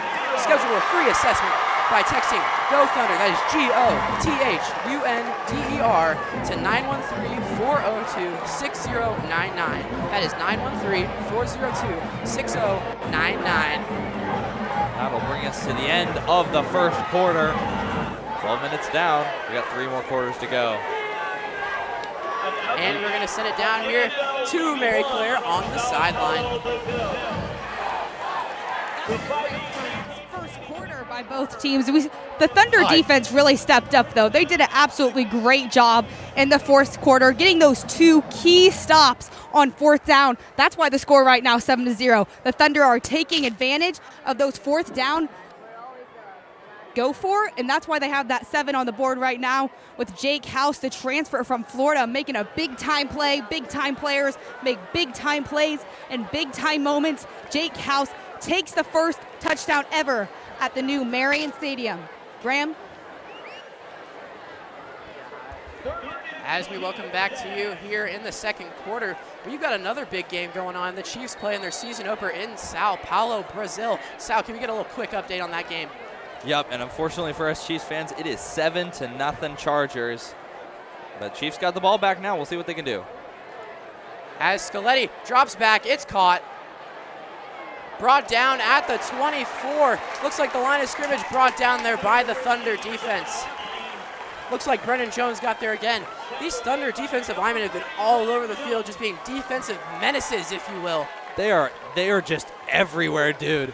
And I mean, great job by Brennan Jones to read that play, see the short pass, and get in there and get him down. It's 4th and 16. They are going to punt. Looks like we got senior captain Billy Burns back here to return this punt, his first one of the year. Good snap here. The punt is away. It's a line drive punt. It's going to land at about the 40-yard line. And it will be caught by a Stag. Will remain St. James football. Nice play there by Keenan Polson of the Stags to get that one as close as they could. Yep, and the St. James are going to come back out here. That was a quick 3 and out. And now the Thunder, can they make it a two-score lead, I'm sorry. Can they? No worries, Sal. We'll see. Make this a 14-0 ball game. And it looks like the Thunder and Stags have switched sides here at the end of the quarter. As we'll be going left towards the end zone by the school. And it's beautiful scenery here at St. James Academy. As McGinney will be getting ready to take this snap. You can hear it down here. The student section is getting fired up. It is bumping. It is bumping up here. We got a stadium. We need like a stadium pulse meter up in here.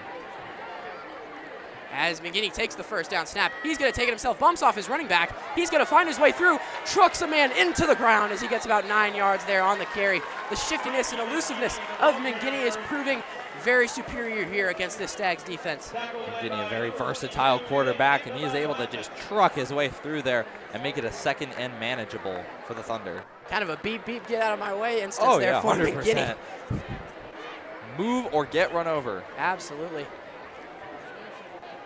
As the Stags will have to adapt to this offense style for the Thunder. Very versatile from both teams. Snap, toss to House. Almost stiffed arm man. He's going to get brought down about 5 yards behind the line of scrimmage. Will be a 3rd and long. Good tackle there from number 28, Carter O'Connor, for the Stags. Bring up a 3rd and long. I read the Thunder like a book there. And able to make it a little harder for St. James on 3rd down here. We'll see what they can do. As Joshi will be communicating to McGinney what to do here on this 3rd down play. You know, we've seen some shots taken by McGinney early, just hasn't been able to complete any. You think that poise will increase as this game goes on? 100%, Graham. I think McGinney, he's just got to get his confidence back, kind of shake off the rust from the offseason. I think we will see more of those shots later. later. He'll look. He'll roll out. That number 33. Oh, he's going to throw from his knees. Almost intercepted. A diving deflection there by number 2, Jeremiah Johnson of the Stags. Great defensive play there. Could have ended the drive. Fortunately for the Thunder, they'll keep the football. That'll bring up a 4th and 7, and it looks like they may be giving it up anyways. As Boyston will come on to punt. You know, this territory won't be bad for a fake, you know. Yeah, it's definitely, you know, I wouldn't do it as a coach. But, hey, Radke makes some crazy calls, and sometimes, and a lot of times, actually, they worked out. And looks like he will punt it away. That's a way better punt than the last one. It's going to land at about the 10-yard line. He's going to take it at the 5. A questionable decision there by the Stags. He's going to get up to the 10-yard line and get brought down by the Thunder. Questionable reception there from Carlos Rodriguez. That looked like he was going to go in the end zone, no doubt about it. Oh, yeah, 100%. And honestly, we just give props. Great punt by Brady Boyd. Still. Absolutely. Hit them deep. Great job by B. Boyd.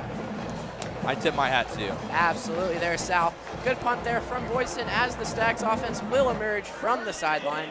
Looks like Scaletti will still be out there. Looks like running back John Watsky, the backup, will be coming out here. He's actually had a little bit better of a game than the starter.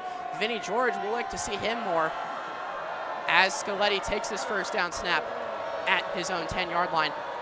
He'll hand it off to Watsky following his offensive lineman. He'll get about 5 yards and get absolutely leveled. Wow, leveled on the play there. The line doing a great job of blocking for him there. One guy gets through and just absolutely slams him. And tackle made by the junior, John Hornback. Doesn't really, seem to be a big hitter there, but he got some oohs from the stands there. Oh, that was a crazy hit. He's had a couple of those tonight. As Scaletti in the backfield, 2nd and 5 for the Stags. He's going to drop back, looks right, sidearms it, over and it completed to number 3, Jaden McDaniel, and he'll get brought down at about the 21. Henderson wraps him up. And that was a great job on the coverage there by Henderson. Able to wrap up McDaniel. And now it's 3rd down and 2. Let's see what the Stags call here and how the Thunder defense responds. And this Thunder student section is fired up. Looks like we got about half to 3/4 of the school in attendance here tonight. It's very good to see here at our first home game here at Marian Stadium as Scaletti will take the snap here. Fakes the handoff. He gets blown up by Charlton. He's brought down. Sam Charlton with the menacing play in the backfield brings up a 4th and long for the Stags. And Sam Charlton, big time players make big time plays. Amen. And he wraps them up again. Amen, to Sal. make it 4th and 8, and they are going to punt that one right back to us. As the Stags will come out here for the punt.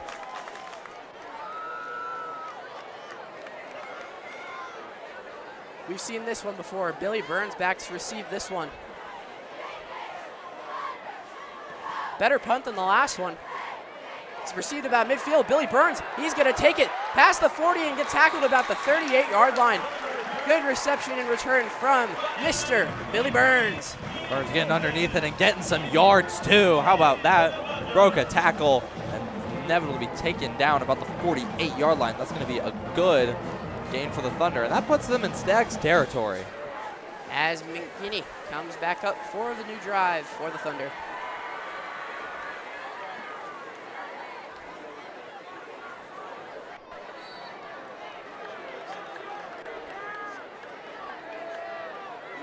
First down here for McGinney with House. The man in motion as we have a flag there. Maybe a false start for the offense. Oh. Maybe the sheer opposite there. We'll see what our head referee calls. Neutral zone infraction for the defense. That'll push the Thunder forward. First down and 5. As we send it to Mary Claire briefly before this first down play.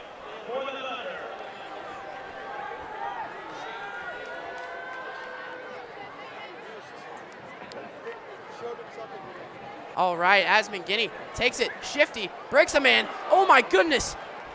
He's shifty, he's spinning and tumbling down to the 30-yard line. Almost gets the first down, about 1 yard short there. McGinney. A very mobile quarterback, Frankie McGinney, and he is showing it tonight. Lots of rushing yards for him. Looks like those pads are getting pulled off by McGinney. Little teammate action there. Preston Canzoneri fixing his pads for him. It's not something that remains unnoticed up here in the booth. And as Coach Radke mentioned to us a few days ago, this team is a brotherhood. 100%. He said family was like something that he puts first. You got to keep your other guys in check. 2nd and 2 for the Thunder. McGinney fakes. He's going to roll out. He's heaving it. Whoa, lots of contact there, and he'll draw the flag. Neeson getting held there from the football. Little short throw actually helped the Stags commit the penalty even easier, and the refs definitely saw that one. Yeah, CJ Hess all over Neeson, and that is going to be a first down for the Thunder here on the pass interference call. Now St. James are almost in the red zone.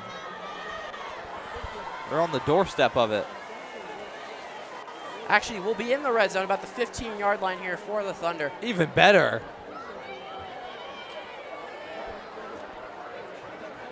As Joshi having some conversation with his senior quarterback.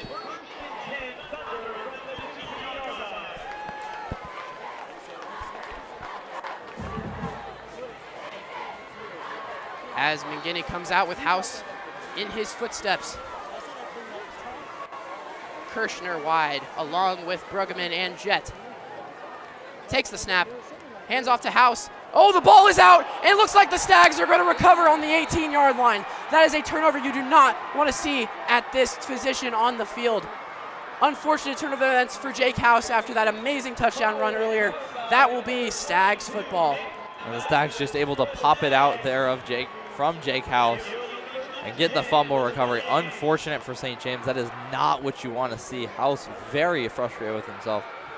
Yeah, you just gotta come back here. There's plenty of time left in this ball game. We'll see what happens. But unfortunate for the Thunder. We'll see if this defense can get back at them. As the Stags come back out here.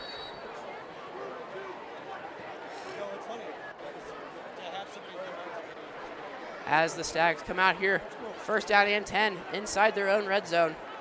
Scoletti takes a snap, quick fire out to the right side. He'll be brought down by Mr. Carter-Shaw-Kossi and Brennan Jones there on the left side. Barkowski able to get there, prevent the yards after catch. It's going to be 2nd and 5 here. They're going to cut it down about a half on their down. And with losing a bunch of seniors last year, this St. James defense looks the same as they always have. Just an immense effort from everybody on this team. Every piece of the puzzle, every cylinder is firing here for the Thunder defense, and it's showing on that scoreboard. About 6 minutes left here in the first half as Scoletti takes the snap. He looks to fire. Losing his poise, the presser comes in. He's going to be brought down about the line of scrimmage, maybe a loss of about half to a third of a yard there. Great job to get behind the line there and wrap him up. It's going to be a gain of 1, but Devers and Charlton bringing the pressure on that play. And Moyer is heard on the broadcast by Mr. Baumhoff. Good to hear his name here in his senior season.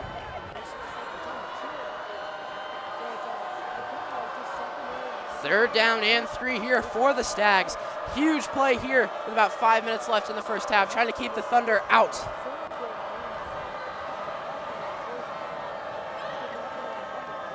Scoletti drops back, looks one man, ooh, gets hit. Yep, that's going to be a flag there. Hit him a little bit early as we have some tussling from Mr. Gavin Puhala and Vinny George, the back, the intended receiver. That hit came a little bit early.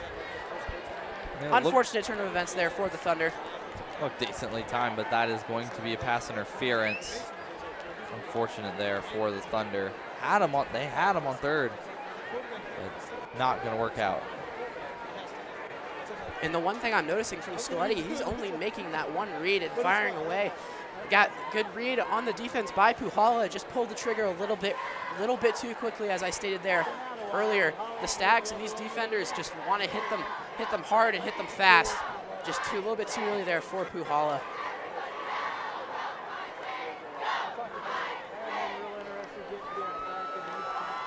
And this Thunder student section showing out while these refs converse, seeing everybody. It's good to see a bunch of students here on this fine Friday evening. Weather is about pretty perfect here, a little bit cloudy, but the temperature, it's not too hot, not too cold. Yeah, just nice, right, as they say. Nice crisp 62 degrees with a tad bit of wind, making it a little chillier, but it feels great. I mean, in the booth here, I feel great. Absolutely. With these suits on, it gets pretty hot up here. Oh, yeah. But it is perfect weather for some football. And the heat is picking up not just in here, but out there as well. And it's going to be a big gain here. It looks like Absolutely, well over 5,000 people as the Stags will move across midfield. That's a lot of yards. That's a huge amount of yards there. I'm wondering what the call was because, yes, pass interference is going to get you some yards. Might have been some unsportsmanlike on the play as well. So Puhala and George had some tussle there. Might have been called on Puhala. Either way, Scoletti's about to take the snap here at about the 45-yard line of St. James. As he'll hand off to George on the left side, gets across the line of scrimmage, makes a man miss. He's going to keep going and gets out of bounds past the first down marker. And just tapped out of bounds there, found an alley on the sideline and just kind of forced his way through there. And a great job by the Stags, and they're going to get another first down here as they look for their first score of the night. Coach Holmes setting these Stags in tempo once again. Scoletti takes the snap, hands off to George, same play as last time. He'll take the more middle route here and get brought down just about, past the first down marker. Apparently he got shoved out a little bit short there on the last play. Nevertheless, first down there for the Stags. Looks like we'll have a timeout there by one of the teams. I believe it was the Thunder. Sorry, timeout there by the Stags. Gives both teams some time to regroup. And it's been corrected once again. Timeout by the Thunder. Yeah. And we're going to send it down to the walk the field with Mary Claire Zacharias talking to quarterback Francis Mangini. Frankie, what are you looking forward to the most this Friday night as you plan the very first varsity football home game at the new Marian Stadium? Definitely the fans. I'm ready to see, how many people come out and come support us. I'm also ready to see how our guys do. A lot of them first time starting on varsity. I want to see how they do and see how the season goes from there. Absolutely. What has the vibe been like in the locker room leading up to the season opener as you face Miege this Friday night? I think the offense kind of feels a little disrespected.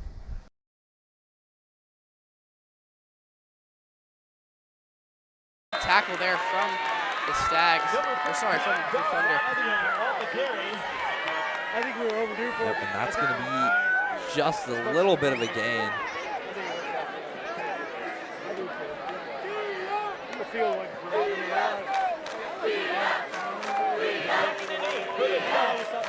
And Scoletti with Watsky in the backfield. Lots of noise here from the Thunder crowd by the student section. Second down and 8 inside the 40-yard line at the 29.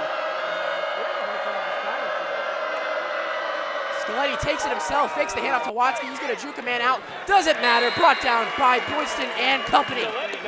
Great job by the St. James defense. They were ready for him.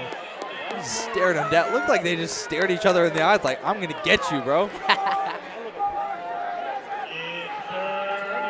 to hear that, Sal. We have a third down and 4 for the Stags. Lots of noise here from the St. James home crowd. The stadium pulse picking up in here. I can Students, feel it. Alumni, parents, grandparents, you name it, they're here at Marian Stadium as we have a third down and 4 for the Stags. Scoletti, he's going to take it. Gives it to Watsky on the left side. He's red. He's all missed. And then brought out of bounds by number 24, Brenton Banker. Said his name a ton. He is showing out here in his first game this year. Banker, great job there. Knock him out of bounds.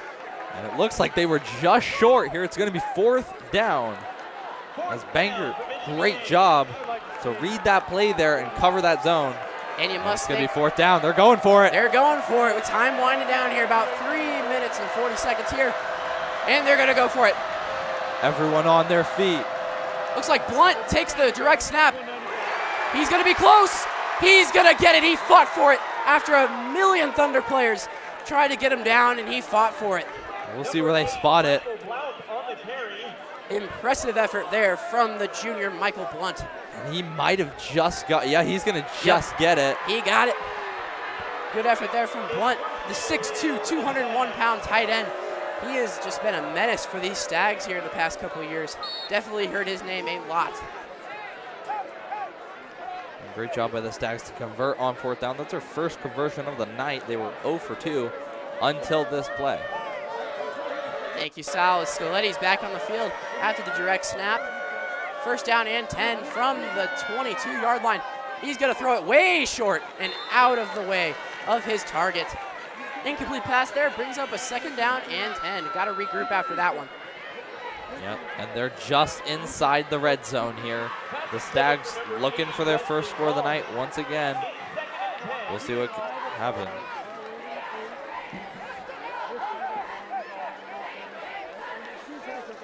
As we have a 2nd down and 10 for the Stags.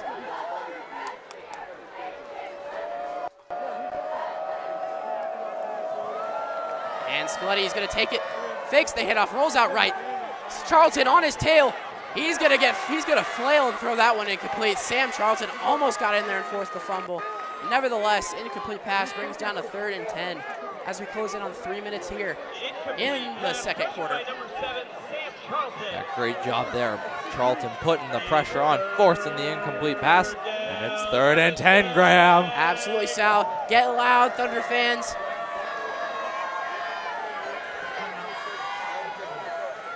All these students on their feet in droves, hundreds of them here supporting this football team. That's up 7-0 right now. It sounds like the Stags are going to use their 2nd timeout here. Regroup before this key 3rd down. And Sal, I just want to say thanks again for being up here in the booth with me. I'm Graham Warner alongside Sal Valera and sideline reporter Mary Claire Zacharias. We appreciate you guys tuning in to TBN. We all appreciate it, and we work very hard for this production. So we just wanted to thank you for watching and supporting us as a school. Well, thank you for watching it, Graham. I'm excited to be here, man. This is history in the making tonight. And the Thunder defense back out here trying to prevent a score by the Stags. Absolutely. Special thanks to our crew and directing crew and cameras. We'll mention them by name here at the end of the broadcast, but special thanks to them for doing what they do for us. As Scaletti takes this 3rd down and 10, Blunt in motion. He's going to throw, drops back. Little pressure as he goes up. This one's thrown way out of the end zone. You know, if Blunt was wide open, he might have been able to reel that one in, but good defense there by Banker. Banker, great coverage there. Gave him no room on the ball, made sure to keep off on contact, no pass interference. And now the Stags are at 4th and 10, and they will kick it looks like. They'll go for the field goal.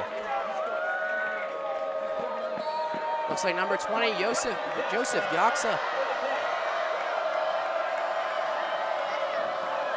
The kick is up, and it's low. It's short.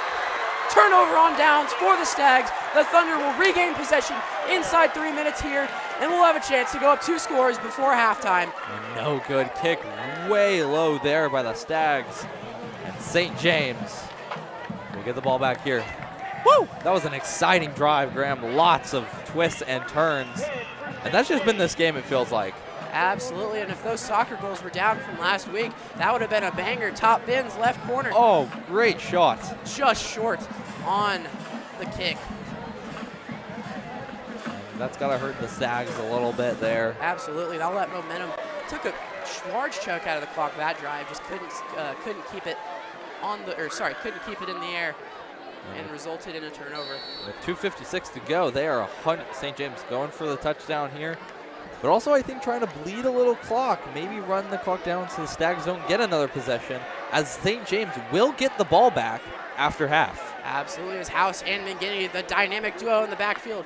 13 in motion. He's going to fake it. He's going to throw it up. It's going to be caught by number 5, Corey Kirshner, on the 45 of St. James. Terrific throw. Lofted it up there right for his man, Frankie McGinney. Great catch from Kirshner there. He's going to come out of the game now. There's a new receiver coming in. But St. James, that's a big passing play, big chunk. I told you, McGinney's going to keep taking those shots until he gets intercepted. Absolutely. As Coach Holmes stated, can't let them do that. And look what we're doing. We're doing just that. Coach Radke coaching this team terrifically, and Matt Joshi running these plays. As House gets the handoff up the middle. Looks like he's going to hold on to this one. Gets about 4 yards, almost up to the 50 at the 48. House on the carry. Tackled by number 59, Luke Olsen. And Sal, how are our Chiefs looking as we have a Stag down on the field? Looks like some cramps here. Well, for us Chiefs fans, this is not good. We are at the 2nd quarter, and it is 10-0. I do not know what is happening for the Chiefs right now, but we are down 10-0 with the ball at the start of the 2nd. And that's just not what you want to see as you're a Chiefs fan. Herbert throwing a 5-yard touchdown pass to Quentin Johnson in the 1st quarter with about 9 minutes to go. and a field goal from Cameron Dicker. Dicker the kicker to make it 10-0 Los Angeles. That's unfortunate. But hey, if you're also a Kansas City sports fan and you're a fan of the Royals, bottom of the 5th, Royals are up 2-1. Those are key games for us as we are trying to, in the hunt for the playoffs, just 2 games back, but it's 2-1. Bottom of the 5th, Royals lead. Good to see there as Michael Garcia homer to left with Pasquantino on base, making that a 2-1 game. That's good. Royals need that. We need every single game right now. Just providing you all the updates here on the Thunder Broadcasting Network as we wait for this game to resume and get underway once more. As they will do just that, Mangini lining up with House. Jet out wide. Kirshner, Pregame also out wide. Looks like Cantoneri in there too. The snap, Mangini looks like it's going to be a quarterback draw. Bumps off a man. He's trying to get past the line of scrimmage. He does just that. Gets about 1 yard there on the play. And Mangini kept it himself, tried to get there, just got a little bit. It's going to be 3rd and 6. We'll see if Mangini takes maybe another deep shot here. Tackle there by Nick Nabazis of the Stags. The 5'9" junior. 3rd down and 6, just about midfield for the Thunder. Need about 6 yards here to convert and keep this drive going. Under 2 minutes here. He's going to roll out left. He's got a couple men.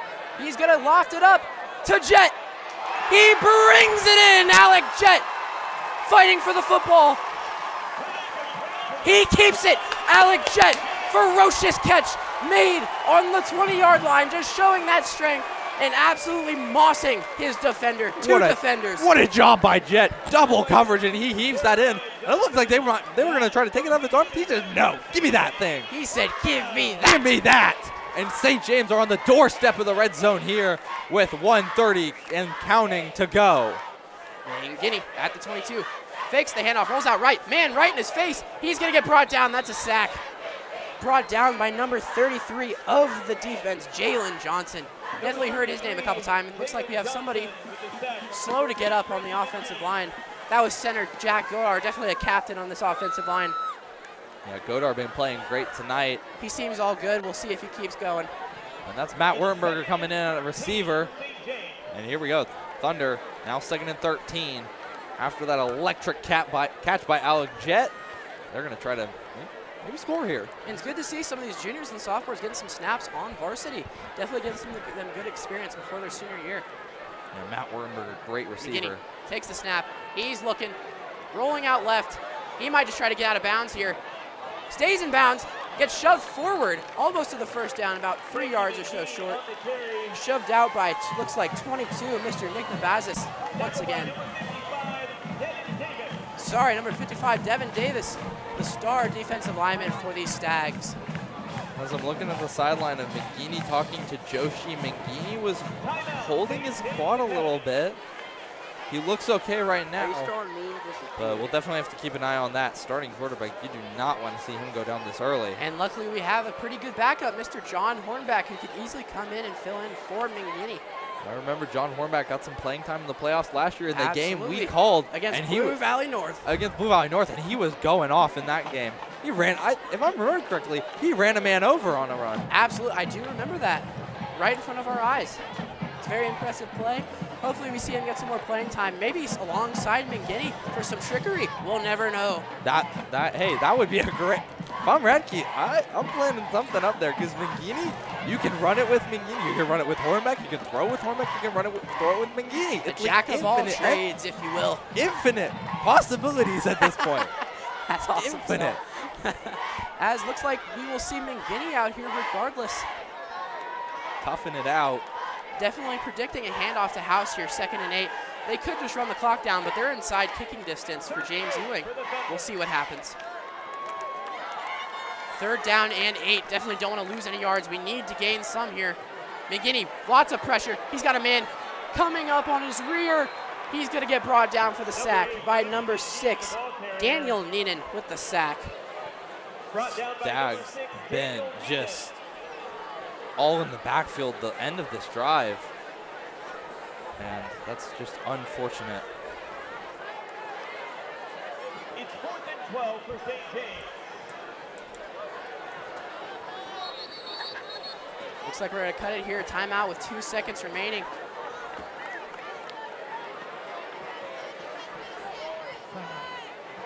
Timeout called by St. James. We'll get some time here to regroup. And Sal, let's bring up the play of our first half. Today's play of the first half is presented by Leavenworth Oral Surgery, a proud supporter of the SJA Crimson Club. Go Thunder. And to our surprise, Jake House with the only touchdown here for the Thunder. That 50-plus yard run got everybody on their feet, everybody and their mothers on their feet in this stadium. We're having a blast out here, and that was definitely the play of our first half. Oh, definitely. And I want to give some props to Jet's reception at about the 20-yard line. That was electric for him. And as for us, but no, definitely. Jake House's huge run to put the only points on the board we've seen tonight. It's been a very defensive game. And definitely is welcome to St. James moment. As we'll have a field goal attempt here. Looks like Braden Stoker will be coming out here. Another timeout called. That one by the Stags this time. Last minute regroup before the kick to end the half. This will be about a 41-yard attempt.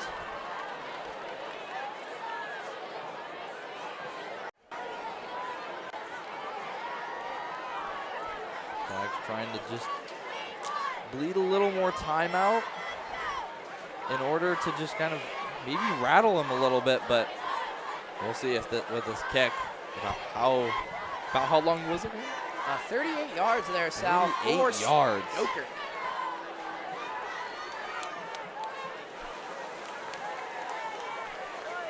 Nevertheless, a long kick here between 38 and 44 yards out. Yep, looks like it'll be about a 44-yard kick, kicking it from the 34-yard line. There we go. Stoker getting held by Connor Kaufman, the sophomore kicker, for his first field goal attempt of the year. It's a long one. The snap, the hold, the kick. It is up, and it is good! The Thunder take a 10-0 lead into halftime. A fantastic drilled kick by Braden Stoker. Stoker just absolutely sending that one. It's good. It 10 is good. Nothing, and it's a 2-score lead for St. James as we go into halftime. Absolutely, Sal. Woo! As we close out this first half, just a terrific game so far. We'll be getting ready in the second half. You'll hear me, Graham Warner, alongside Sal Valera, and our sideline reporter, Mary Claire Zacharias, as we send it to TBN Pulse, first episode of the year.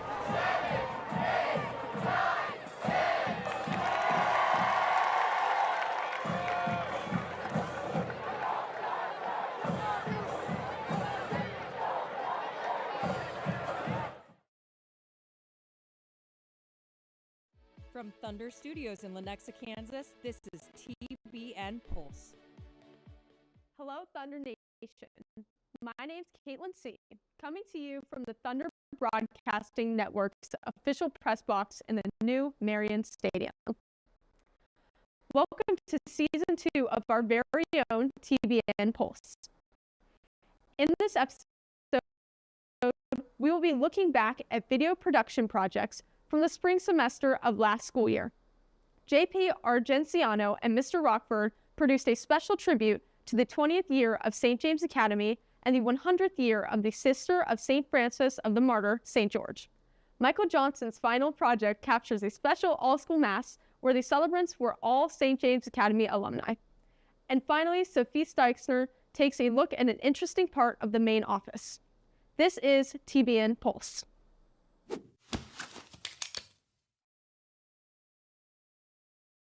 I think it's really powerful when a woman in a habit is playing gaga ball with you.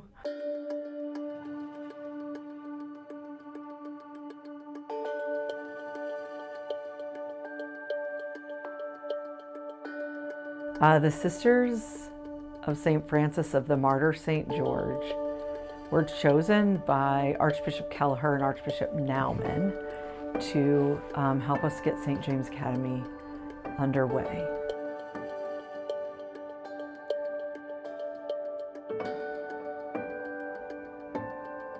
It is a beautiful thing to have habited sisters that are teaching our students and that are role models for Catholic education.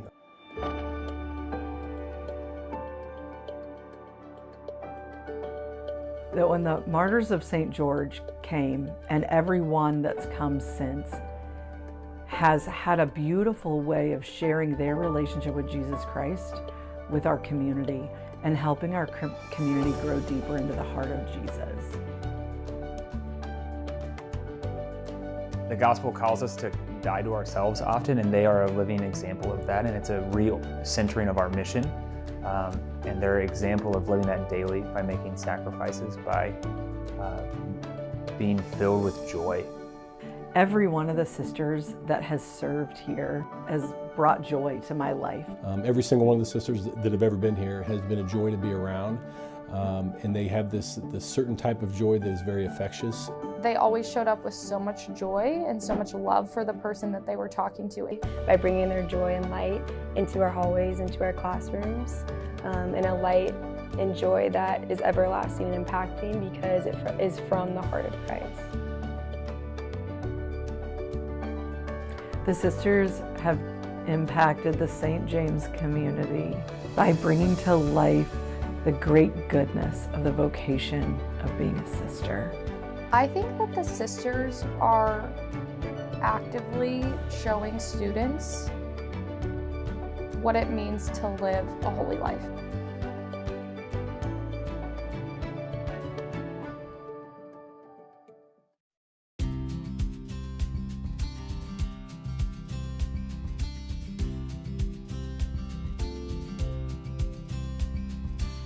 When I was a student, Sister Bridget was here, and she taught me my junior American history course. I went on the mission trip with her, and I just really got to walk through a lot of life with her and have someone who just sat there and listened and had no judgment, had no cares, except that I learned how to be loved by Jesus and to love Jesus myself. I remember Sister Bridget really took on a spiritual mother role as a campus minister, and I saw her every other day my senior year, and she was always checking in, always, giving the teenage girl advice, all of the things that I think are really important to our students. The sisters are there to provide.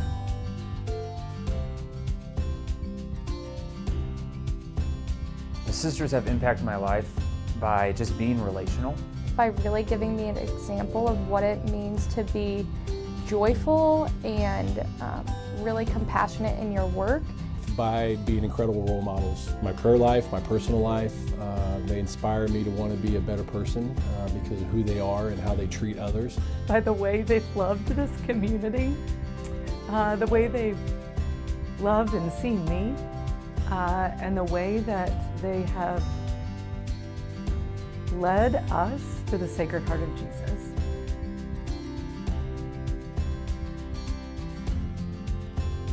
I think they, first and foremost, are such prayer warriors for our students and our staff, and I truly believe that they are bringing all of our intentions and all of the needs of the school to the Lord in prayer every single day. They've taught and lived what it means to take the church on their back and carry us through their prayer. It makes me sad to think about a St. James without the sisters. I think they have provided us with so many different blessings that we wouldn't be the school we are without their presence.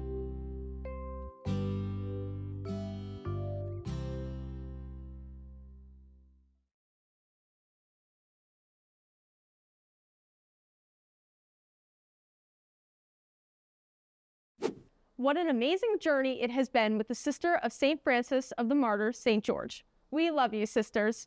Thanks to JP Argenziano and Mr. Rockford for that tribute. Now we look back to the final all-school Mass of the 2024-2025 school year, where for the first time, the priests and deacons were all graduates of St. James Academy. Mass isn't just for our, 6:30 a.m., retirees. Mass is for, each and every person that wants to follow Christ, and that's possible right here and now. And we're, I hope, some kind of testament to that can happen here. Jesus said to his disciples, "Peace I leave with you, my peace I give to you."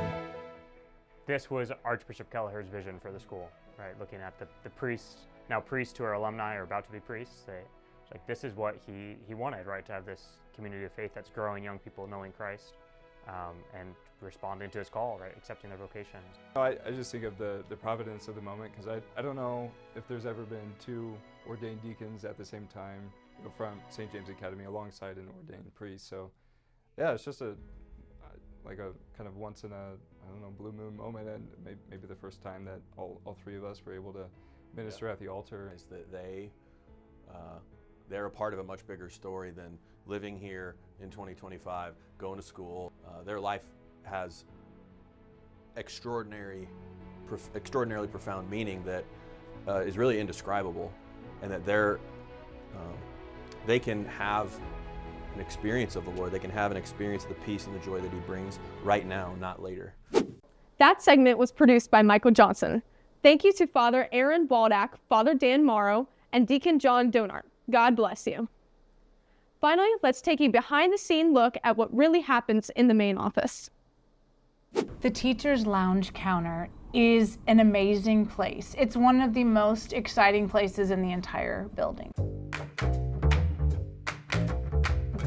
On that counter, there are things that are brought and placed there. We have no idea where they come from. We don't know what they're for. We don't know their use. But you know what? Within minutes, they're taken. Someone finds a new home for these wonderful lost and found items. There are food that is expired on that table at times. There are also items that are different sizes. Say they shrunk it. It's 3 sizes smaller. They bring it there. It's an extra large t-shirt that wouldn't fit my dog, and my dog was small. There are random pictures of rock stars, and sometimes we keep them because they're so special. We have items that are broken, items that never had, like one shoe, not two, just one.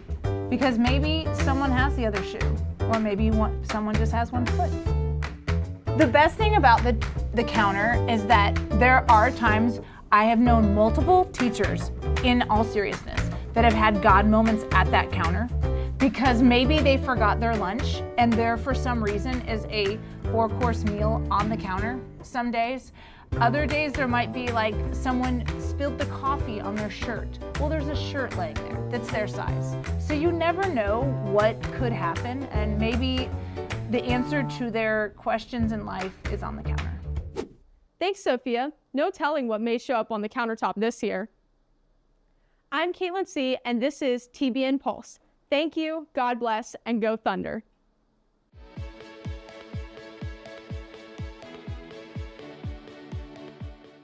St. James Academy community, it's Andy Tolicki here, standing on our beautiful field in our Marian Stadium. We're looking so forward to opening up the stadium this Friday night with St. Thomas Aquinas, a soccer game out on our field, and then bringing Bishop Miege out here the following Friday for a football game. Unfortunately, our crucifix is delayed. It's in transit right now from Germany. It's going to land in Texas hopefully by the end of the week. But we don't think we're going to have our beautiful crucifix up by our first games. So we're really looking forward to it. It's a beautiful piece of art that we're going to have on our campus, but it's not going to be here for our first events, which we're really sad about, but that's just the way things happen sometimes when you're working in construction. So we're really looking forward to seeing everybody this coming Friday for the Aquinas game, and next Friday for the Bishop Miege football game. We're so grateful for all the support that we received over the last year and a half to get this place built, and we're really looking forward to it. But the crucifix will be here soon, and you're going to love it. It's going to be beautiful, but it just won't be here for our first event. So we look forward to seeing you next Friday. God bless.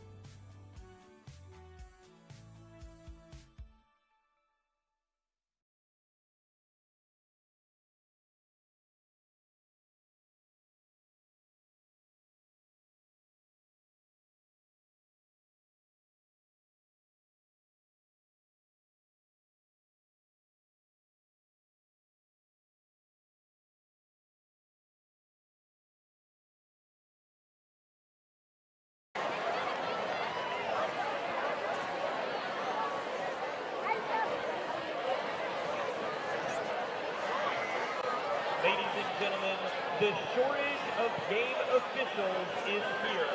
Tonight, we are lucky to have a full crew. That is not always the case.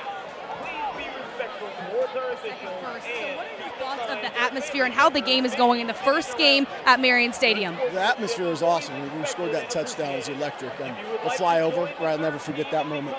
That was really cool, Archbishop being here. All the pomp and circumstance for the game was great. We did not play a very good half of football and offense. Defense played great. Super proud of what they did out there. Again, we're chirping a little too much. We got a couple personal fouls out there, which is absolutely not anything that we want to be all about.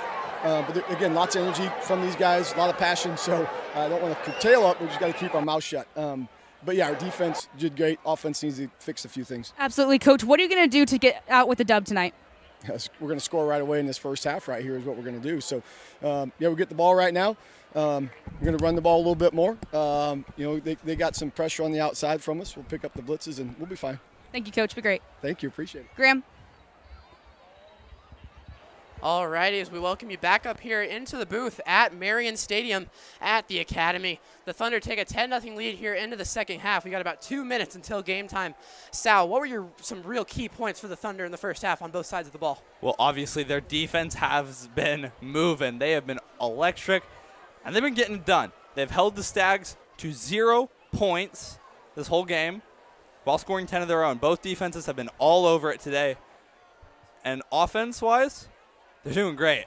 I'm out of breath. I was downstairs. I was hanging out with people. The student section is electric.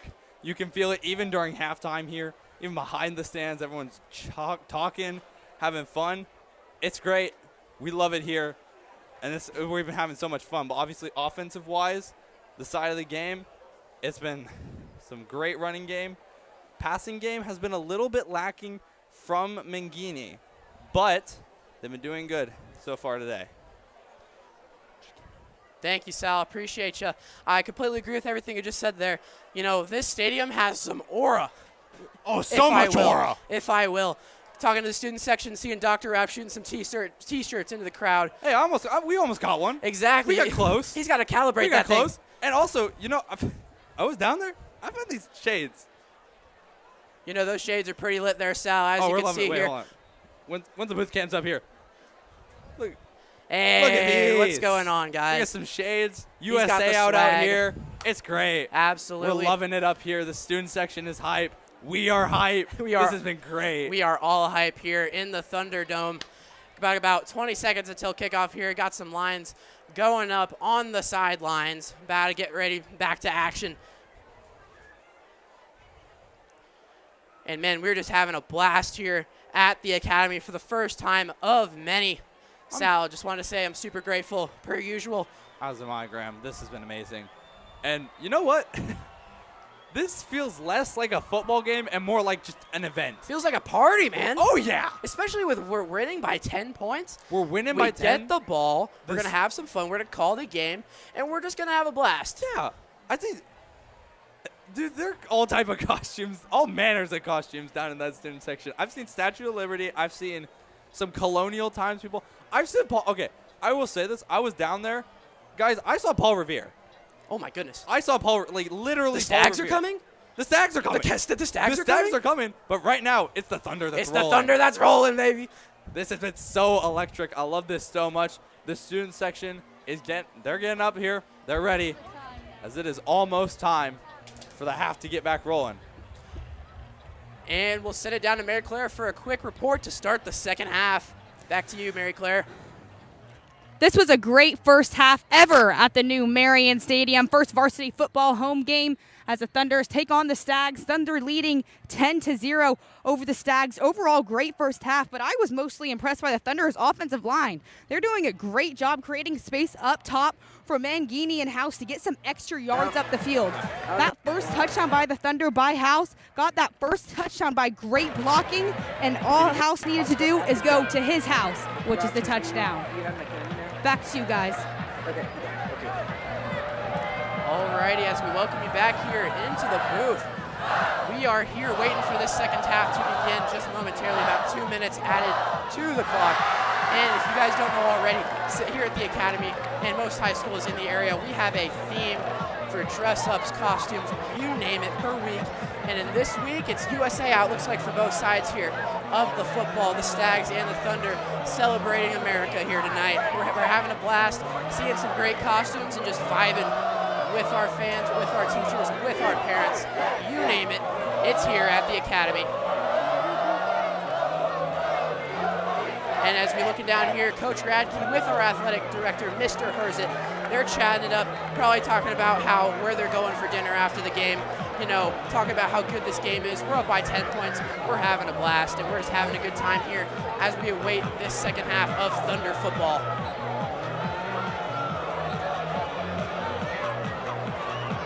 As we see the offense conversing, the kickoff team conversing for this reception of the football. We're getting ready here. Closing in on 30 seconds here before kickoff. There we go, student section on their feet. They are hyped. We are hyped. It's so much hype in this building.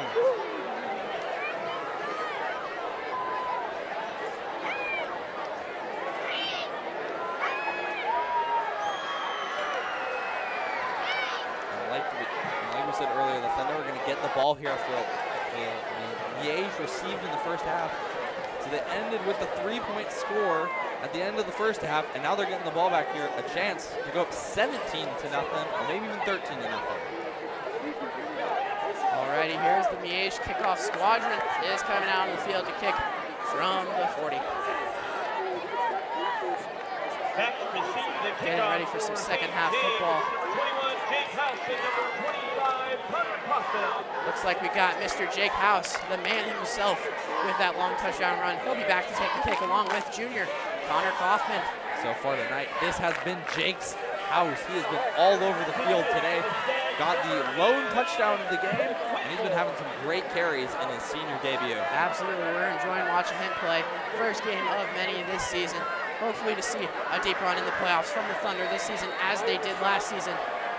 And here we go, second half football here at Marian Stadium. Looks like it'll be Mr. House. Take it up the sideline, little angle, and he'll be brought down early at the 17-yard line by some Stags. Some determination and fierceness shown by this kickoff team of the Stags. A lot of Stags broke through there. We were about 4 or 5 that were there. They just completely collapsed on House. As we'll see the first drive here from the southpaw, Francis McGinney, the hefty lefty, if you will, whatever you want to call him. He's our starting quarterback, and he's ready to rock this house. You know, I might call him athletic, bro. He's been all over it tonight. He's been throwing, he's been running, he's been doing it all. He's been doing amazing tonight. Shifty, elusive, awesome grammar words we're learning in English class here at the Academy. As McGinney will take this snap here.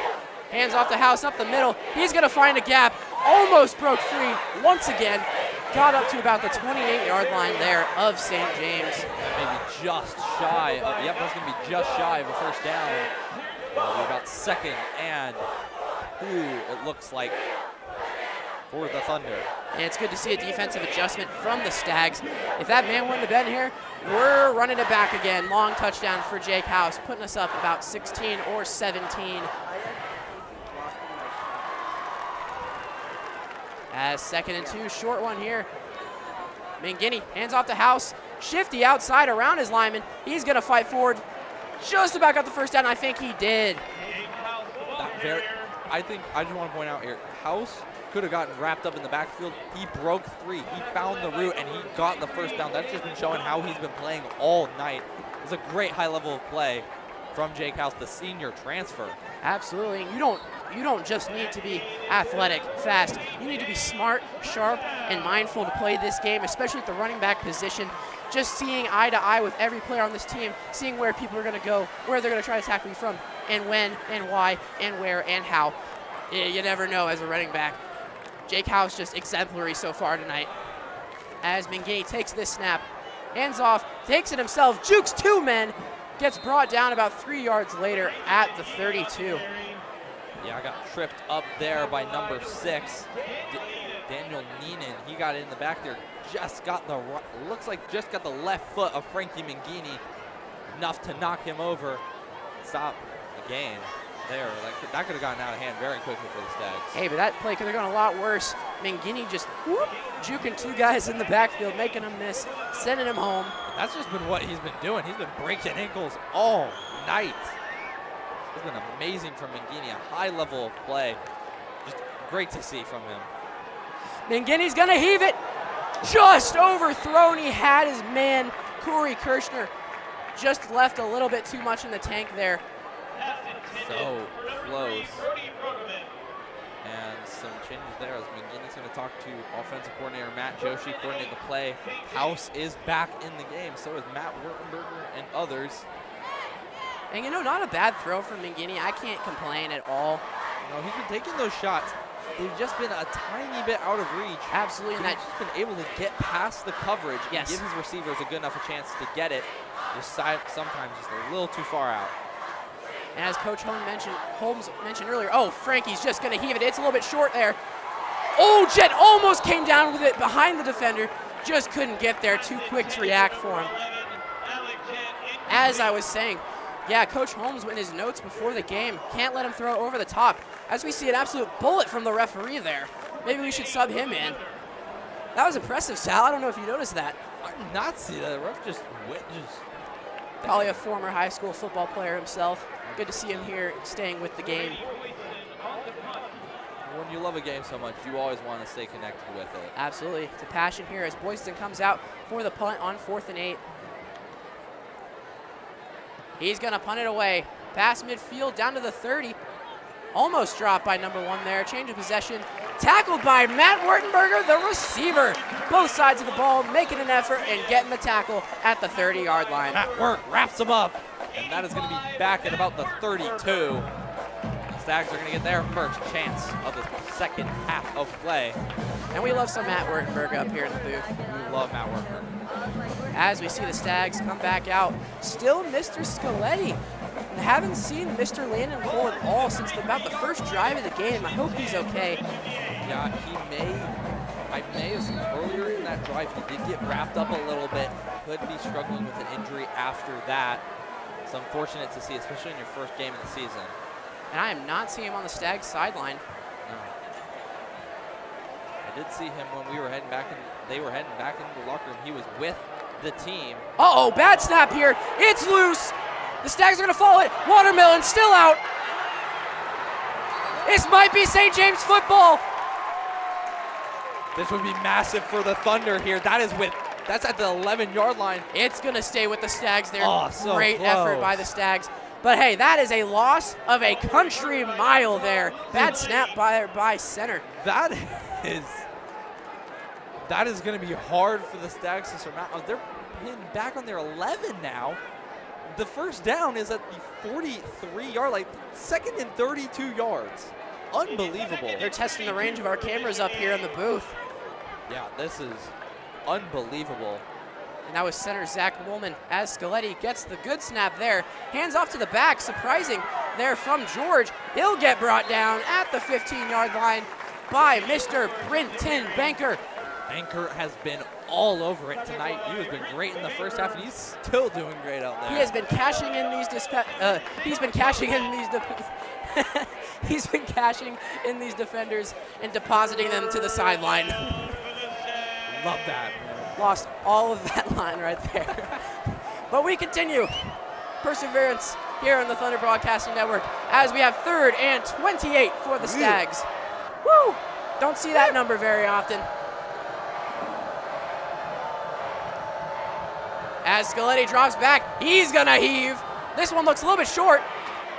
Almost picked off, deflected by Baker. Oh, we have a late flag. I don't like the looks of that one. Oh, it looks like that's gonna be on St. James. Hey, it looks like terrific defense to me, but I could be totally wrong here. Even during that, the receiver number 3, Jaden McDaniel, had I saw him having a hand on Jonah Myers. I don't know if that's what they're looking at. We shall see. It looks like they just, I don't feel like Meyer did anything wrong there. Neither did, I don't think Banker did anything wrong there either. And they pick up the flag. And yeah, they're going to call that back down. It looked like no one did anything wrong there. And that's going to be a must punt at 4th and 28. You know, I don't know if that St. James crowd influenced that flag pickup. Very well could have. Who knows? But obviously a good call by the referees. Nevertheless, both sides of the ball, that was a pretty obvious no call there. Got some confusion on the substitutions. And senior Billy Burns back for the punt by Yaksa. That one's pretty short. Poison they call. Don't want to touch that football as it bounces across midfield to the 43-yard line of St. James. It looked like a little bit of contact between Billy Burns and one of the Stags players. That's just no tough call. love. That's just, yeah, tough. It's Billy Burns. Also, I'd like to go back to the play earlier. For the refs, that obviously the flag play there, they picked it up, but obviously it's a tough call for them. Like, there are a lot of refs out there, but you obviously do need to make the call you see, and it's always hard. It's kind of like what we had last week during the goal, at the almost goal at the end of the St. James game. Against Aquinas, Against Aquinas, there was some controversy there.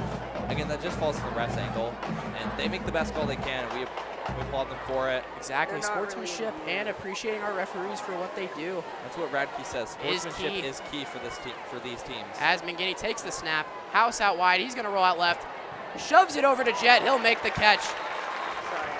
Great job by Frankie there. He saw the pressure, found his man, Jet. And that's about half of what they need. And that's gonna make it a little second and manageable for the Thunder. And those side-to-side plays, you cannot throw behind your man at all whatsoever. That just means trouble, and Frankie led his man perfectly there. You know, I've been noticing something else, Graham. Frankie McGinney, when he's catching those snaps, he's playing a lot like Cam Ward in the what game was that? Pop-Tart Bowl at the end of the year against Iowa State. Oh yeah, where he catches it and he kind of just stands there. It feels like for a second. Very poised. Very poised, very confident in his skill. As House gets the handoff there, flag up down. He's breaking tackles, fighting his way across midfield. About 1 yard short of the first there as we await the penalty call. 1 yard, we'll see what the penalty call is, if this is going to drag St. James back or push them forward.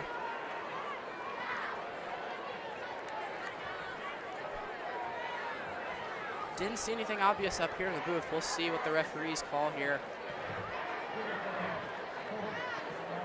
Looks like we got a holding on the offense. Not what you want to see there. Moves him back about 10 yards, makes that 3rd and short into a 2nd and pretty darn long, 14 yards. Yeah, it's going to be a little bit more of a challenge here. That good pass from McGinney to Jet. That's kind of a race now. You got to go back to the drawing board and try to get this first down here. As McGinney, it's all the way in. Probably going to drop back to throw here. Oh, drew him off sides. On two, and got him. Huge offsides, and that puts him right back a little bit closer. Little bit closer. Tad bit closer, but that's definitely going to help the Thunder out a little bit. Absolutely. 7 minutes left here in this 3rd quarter. The Thunder hold a 10-0 lead over the Stags. Amazing job. Graham, I want to point something out. It has felt like the Stags offense has been playing against the St. James defense that is on Heisman difficulty. They have not been able to break through, and the times they have been shut down. Absolutely. This Thunder defense is just looking like their old selves. As the toss to House, wide. Sorry, not House. Nevertheless, he'll get brought down. And there's a little scuffle there and a flag on the play. There's a tiny scuffle between, looked like 23, pulls in, and number 13 with Preston Canzanieri. Let's see what the call is on the play.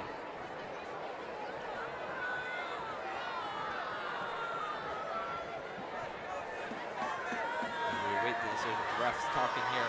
House is going to come back into the game. That last run was by Will I butchered that last name, Busser, and still awaiting the call by the officials, and it's going to be on the Thunder, it looks like, as they move it back. Gosh, looks like a seesaw here in this drive. And that's going to be another holding call on St. James. Front and back and front and back. That makes it 2nd and a long 2nd and 18. Ooh, that is unfortunate for the Thunder. See what happens. Got a running clock here. 6:35 left here as the Thunder break the huddle.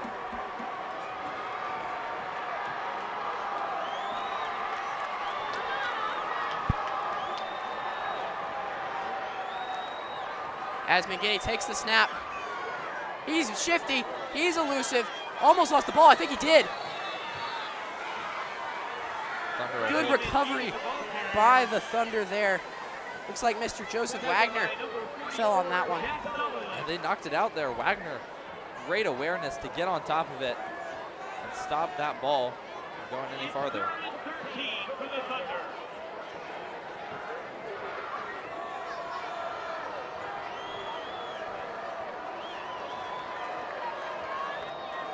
Third down and 13 for McGinney. Here we go. One-handed catch. Odell Beckham, he's gonna heave it over the head of Jet. Maybe yep, we're gonna see that. Flag comes out there, some extra contact on Jet it seems. And McGinney was down in the backfield. It looked like there was some chirping between the O-line. Not Devin Davis. One of the Stags players in the O-line were chirping a little bit after McGinney went down, and McGinney seems a little bit rattled. That penalty looked a little bit Juju Smith-Schuster-esque in that first Super Bowl against the Eagles, that controversial holding call. That resulted in the 38-35 victory for the Chiefs. Just a little jersey tug in the back. Referee was looking right at it and realized what he saw was a penalty and threw the flag. Speaking of our Kansas City Chiefs, it is 13-6, so the Chiefs are on the board in Sao Paulo. As two field goals from Harrison Butker from 59 and 35. 59, that's impressive. 59-yarder in the season opener in Sao Paulo, great for him. But just unfortunate there, the Chiefs not able to get within range of the Chargers. They're one score down at halftime in Sao Paulo. Fun game in Brazil. And that pass interference call did go through. Looks like it's going to be either third or fourth down here. It looks like 3rd and 3 from just behind the 50, mere inches behind the 50. So that is going to be now a 3rd and manageable for the Thunder. Can they convert? Two-man backfield for the first time this game. McGinney hands it off to House with the extra blocker. He's going to fight for it. He got the first down across midfield to the 43 of the Bishop Miege Stags.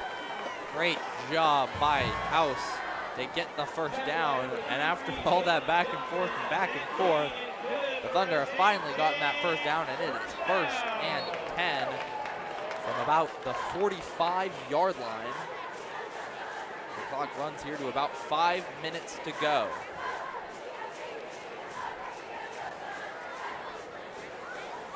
And McGinney, two-man backfield, same formation, same exact play it seems. House, oh my goodness, he is met in the middle at the line of scrimmage. Maybe a gain of 1 there.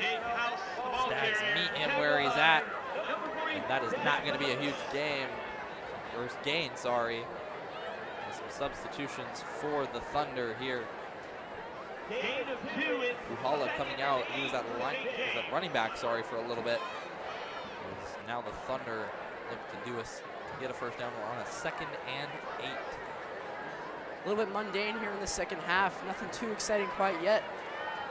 But now the Thunder on the Stag side of the field, and we may start to see some exciting plays ramp up here as McGinney drops back. What did I say? He's going to heave it over the head of Brody Bruggeman there. McGinney just needs to find the handle on those long throws. He's just leaving it a little bit too much out there. I'd much rather you overthrow it than underthrow it, but man, we got to get one of these on the money sometime soon. Yeah, it's just, I like it, McGinney taking those shots, but now it's just always an overthrow. Joshi on the sidelines a little bit frustrated, trying to tell McGinney snap back into it here. It takes some time to get used to it on this new field with the new crowd, all the pressure and whatnot. Yep. It's just like practice. Yeah, it is just like practice, and that's what Radke says. He said there's not really any extra pressure. It's just a home game, and we got to go win it. As McGinney is brought down behind the line of scrimmage, that'll go as a sack. Just some confusion there. It looked like McGinney wanted to take the run. But also could have taken the pass. As Jake House will come back in here, as well as Gavin Buhala, 2 running backs in right now. Good to see Gavin. He's playing more of a fullback position for the Thunder. Linebacker as well. It was not House, that is Boydson coming in for the punt. read that wrong. So it is going to be a punt for St. James, 4th and 9. Boydston looking to pin him back deep in their own territory. And McGinney showing lots of frustration on the sidelines. His teammate Jake House trying to calm him down. Great view here on the sideline. As we have a little timeout penalty. Looks like a timeout here. McGinney obviously frustrated, as that's going to be a delay of game. Delay of game. Oh no. By Boydston. Actually, that works out a little better. That gives Boydston more room to pin him back. That might have been a purposeful call to let the play clock run out so that he can punt it and pin him farther back. That might have been actually smart there from the Thunder. Let's see if Boydston's got the leg. Oh, that's a way high punt. Look out. That one will drop about the 24-yard line. Not the result you want to see from a punt, but nevertheless, not a horrible result there, as the Stags will get possession here in the third quarter. Stags are going to look to make something happen. They have not been able to connect. The few times they've been in the red zone, they have not been able to score. And it just gets harder and harder for them.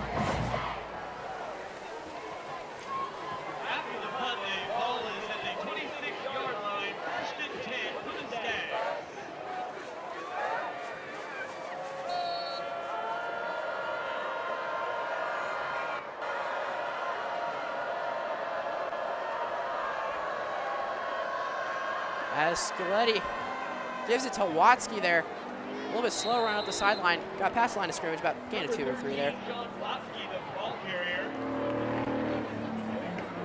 As we'll get you to one of our sponsors, Creative Planning offers comprehensive financial planning and investment management solutions that align with your Catholic values. Call 833-416-4702 or visit creativeplanning.com to connect with Troy Kuhn and learn how you can carry your faith throughout all aspects of your life. That is 833-416-4702. As we get back to Thunder football here, 2nd and 8 here for the Stags. Scaletti fakes it. He's there in the backfield. Number 1, Gavin Puhala with the tackle. We love it. Great read by the Thunder, just able to knock him down and get him for a little bit of a loss, it looks like. And these Thunder defenders are taking gambles here, getting shot out of cannon in the backfield. That could easily backfire on you, but it seems to be good so far for the Thunder. And it's working.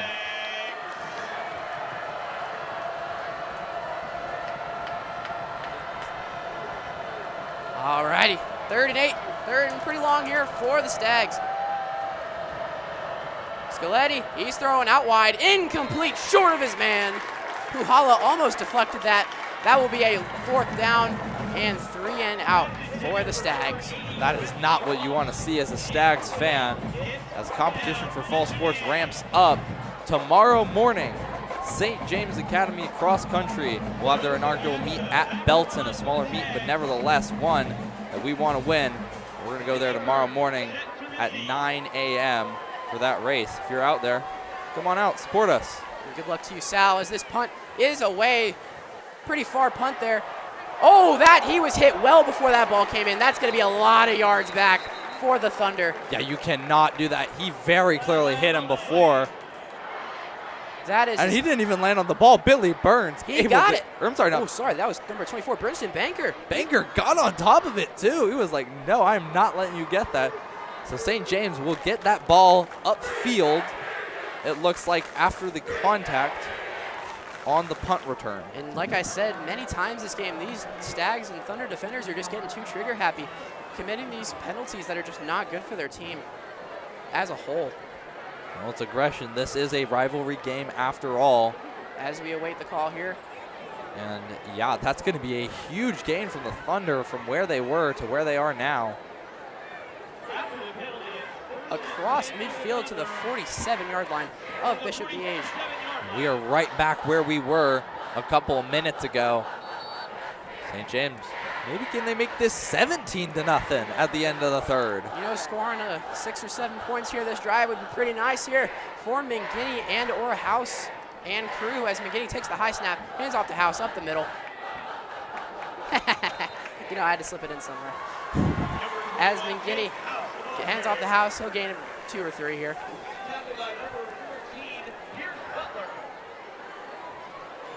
St. James looking. They got 2 there. They're going to try to get a little more. It's second and longer than you'd like if you're Coach Radke. Let's see what the Thunder cook up. Thunder and Matt Joshi cook up on the second down. Speaking of 2, we're inside 2 minutes here left in the third quarter. 2nd and 8. We're having a good time. 2 of us guys up here in the booth. Sal, yeah, having a blast. This has been a blast. I have had so much fun tonight. 2nd and 8, Mangini. Stoppage of play here. Nice catch made there by Canzanieri. Looks like we got a penalty flag. Penalty flag and a Miege player that is limping. Oh no, that is Devin Davis. Definitely not what you want to see as a Miege fan. That man has countless D1 offers and he is down. That is not going to be good for the Stags as he is now down. He didn't make it to the sideline. Looks like a right leg injury. Could be a cramp. That's unfortunate for the Stags. Stags. It does not look like a cramp. No, that's more. That you hate to see that. You hate to see that as your Stag. Even if it's a Thunder fan, you hate to see that. Could be a cramp. Trainers out there stretching them out as the Thunder and Stags have a little bit of time to regroup here. Sal, what do you think Miege needs to do for the rest of this game to try to get back on track and see if they can make this one a game? They need to start moving on offense. They have not been playing at a high level. It's been a very defensive showcase, but that offense needs to start clicking now. They need to get some points on the board here if they want to try to mount a fourth quarter comeback. That also starts with defense. They're going to need their defense to stop this drive, keep this a manageable 2-score game in order for this to be a ball game right now. St. James score here, they can hold them. And as we're here, about 3 months ago, we would be standing in thin air. This new booth here built over the summer and through the last school year. We're having a great time here at Marian Stadium. Yeah. And there we are up in the booth. Hey. I don't know where we are. Oh, there we are. Yeah, right down there, man. As Mangini takes the snap, he's going to take it himself. Left side, tries to spin out of traffic, won't be able to get to the line of scrimmage. I don't know how he held onto the ball there, but that was very impressive by Mangini. As I was saying, yeah, this new booth is fantastic. As you can see, a packed, sold-out crowd here at the Academy. Packed house for the first ever game. Alumni, parents, and everyone and their mama is here tonight. And that student section is still on their feet. They're still bringing the hype. They're loving what they're seeing on that scoreboard.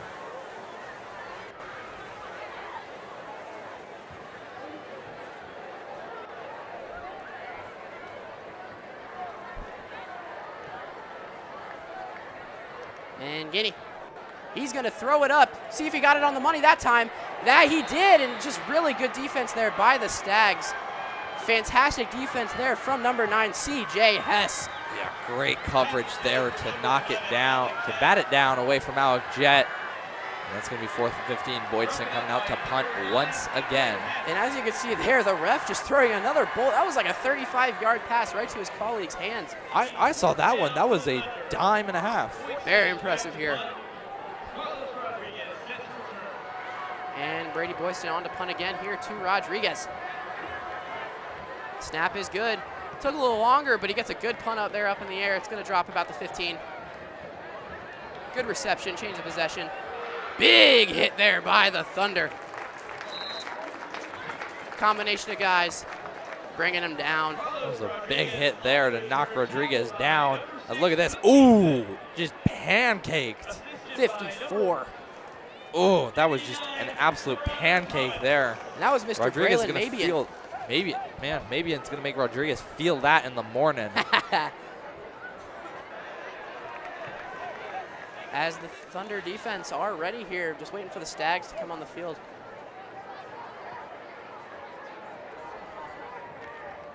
Devin Davis trying to stand over there by the cart.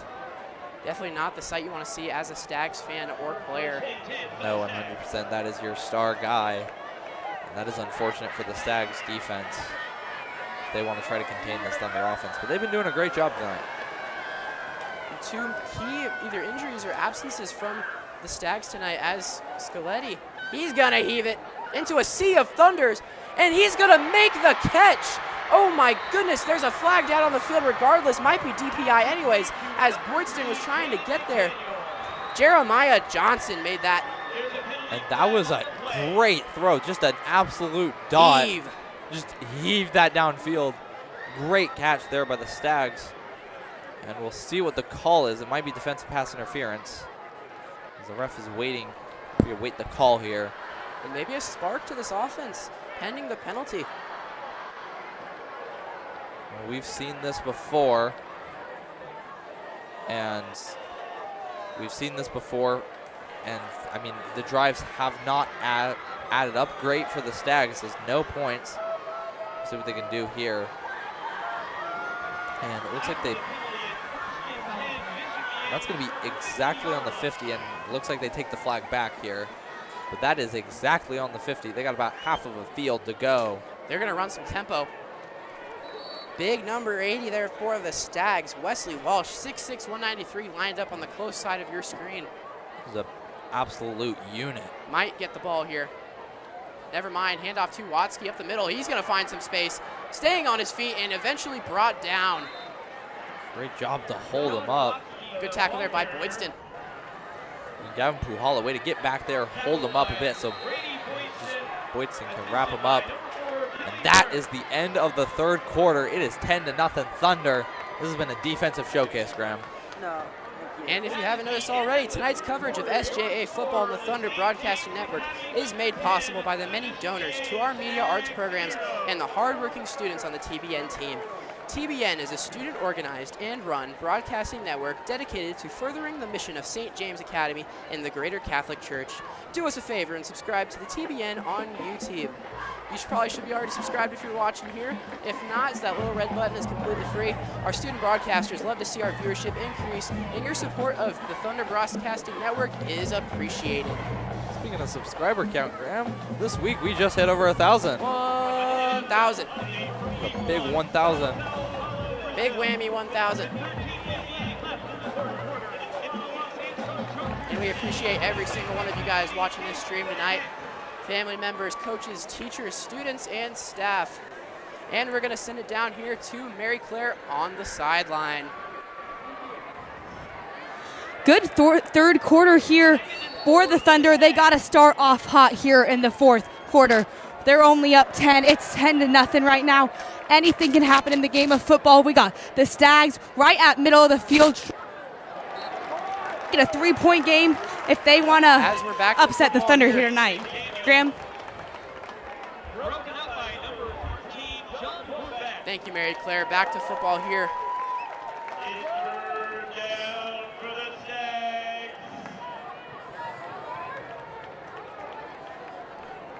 Third and 4 for Scaletti. Hand off to Watsky. He's going to be shot out of a cannon. Almost got it. He's about a yard short. He's going to be just short of the first down. If I'm Coach Holmes, I'm going for it. Aggression in the fourth quarter. You have to go for it. It's going to be fourth and about a yard. Likely going to run it here, but you need to go for it down 10-0. Beware of the trickery. Looks like a run play. You never know coming from Coach Holmes. It will be a handoff to Watsky. He will get the first down with ease, making a man miss, getting a few more yards down to the 33 of St. James. Looks like Miege might be trying to make a little run for it here. And Miege trying to make a run for it. As we give you some updates, in Sao Paulo, the score remains the same as the third quarter has started. It's Chiefs ball. And for the Royals, it is top of the ninth. 2-1 Royals. It remains the same score and 1 out. 2 outs away from closing it down against the Twins. And looking at some of these St. James fans, they're watching the Chiefs and or the Royals on their phones while watching this game. What a great night for that. Not too chilly, not too hot. It's just perfect football weather, baby. And it's going to be a face mask call on the defense, and the Stags are going to get a lot of yardage from that as they are now on the doorstep of the red zone. And they're going to be spotted at the 20-yard line, just about inside the red zone, trying to get some points on the board for the first time this game. They attempted a field goal from around this spot earlier. It was very low and no good. Unfortunate turn of events for them, but we're going to see if they can get some points on the board now. I'd like to see here, I think the Stags are going to run some tempo. Once this play gets started back up, they're going to try to take as little time off the clock as they can. Remember, they are still scoreless tonight. They've been in this position a couple times, but have been shut down both times by St. James.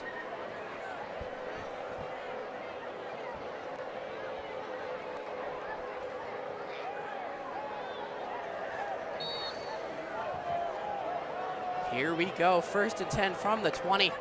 20 yards away from making this one pretty close. Scaletti takes the snap, hands off to Watsky. You got to anticipate that at some point on the defense, and they do. They get him out of bounds, well short of the line of scrimmage. Lost with about 3 there. Great tackles by Charlton and Moyer.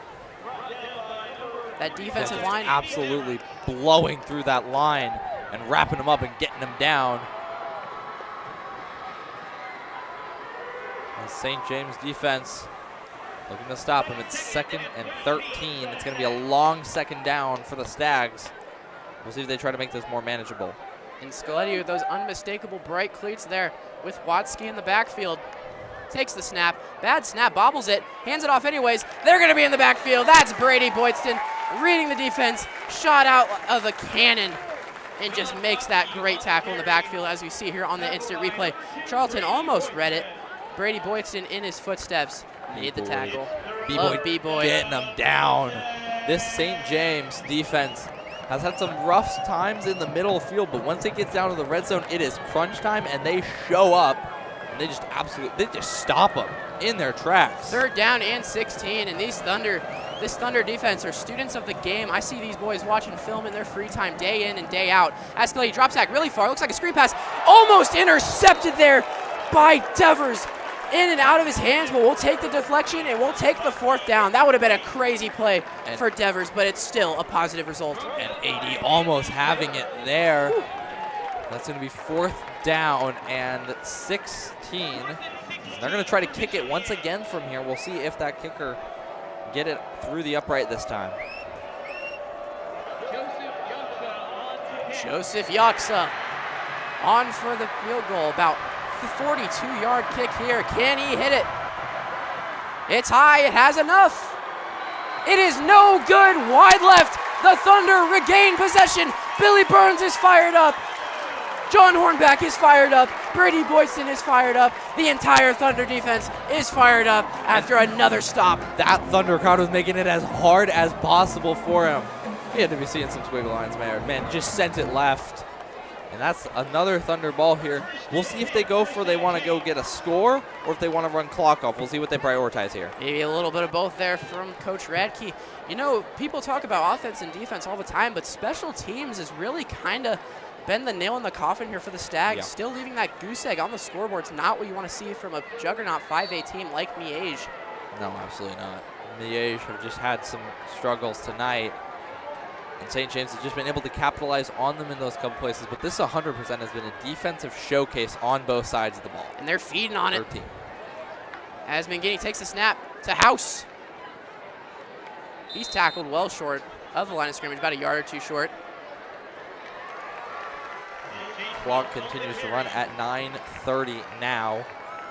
Just trying to drain it. Yeah, you just got to drain as much clock as you can on these drives and hope that they don't come back and score here.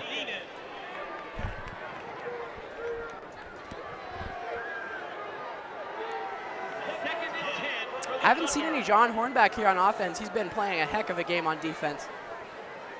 Almost Travis Hunter-esque if he were to come in. I figure you want to save his gas tank for later in the season when they really need him in case Mangini starts playing bad or is injured. Speaking of Mangini, he's going to heave it. He's got a man wide open, complete. It's Brody Bruggeman. A foot race, and he's thrown down past midfield down to the 40-yard line. What a pass by Mangini, and he connects in the big-time moment once again. And Bruggeman toe-tapping to stay in on the sidelines and then going. And that's going to switch the fields for the Thunder. And now they're in Stags territory.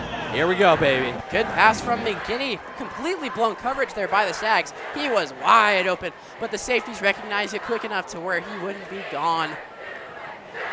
Yeah, great coverage there by the Stags. And a great hustle from the safety to get on there and make sure that Bruggeman did not run that in for a touchdown. You're going to hear the student section here. We'll just let them do their thing.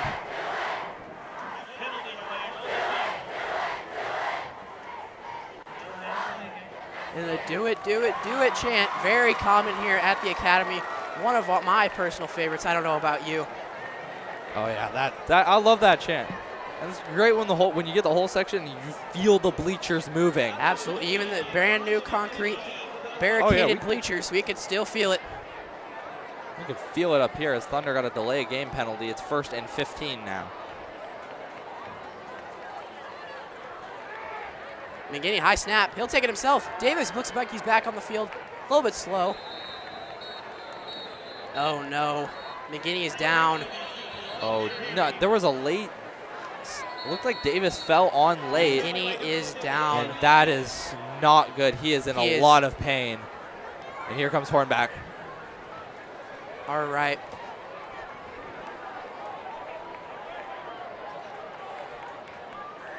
As we welcome you back here into the booth, about 8 minutes left here in the 4th quarter of this 2025 season home opener. Sal, what have the Thunder done that the Stags have not to remain up on this scoreboard? They've been executing on offense. That has been the key thing for them. They've been getting it done. As it shows on the scoreboard, it is 10-0, so this has been a defensive showcase as the defenses have just both shown up in the big-time moments. And they have just not let, when it's gotten down to just in front of the 20-yard line, St. James has not let them in. Lockdown. 2 missed field goals aid in that 10-0 lead.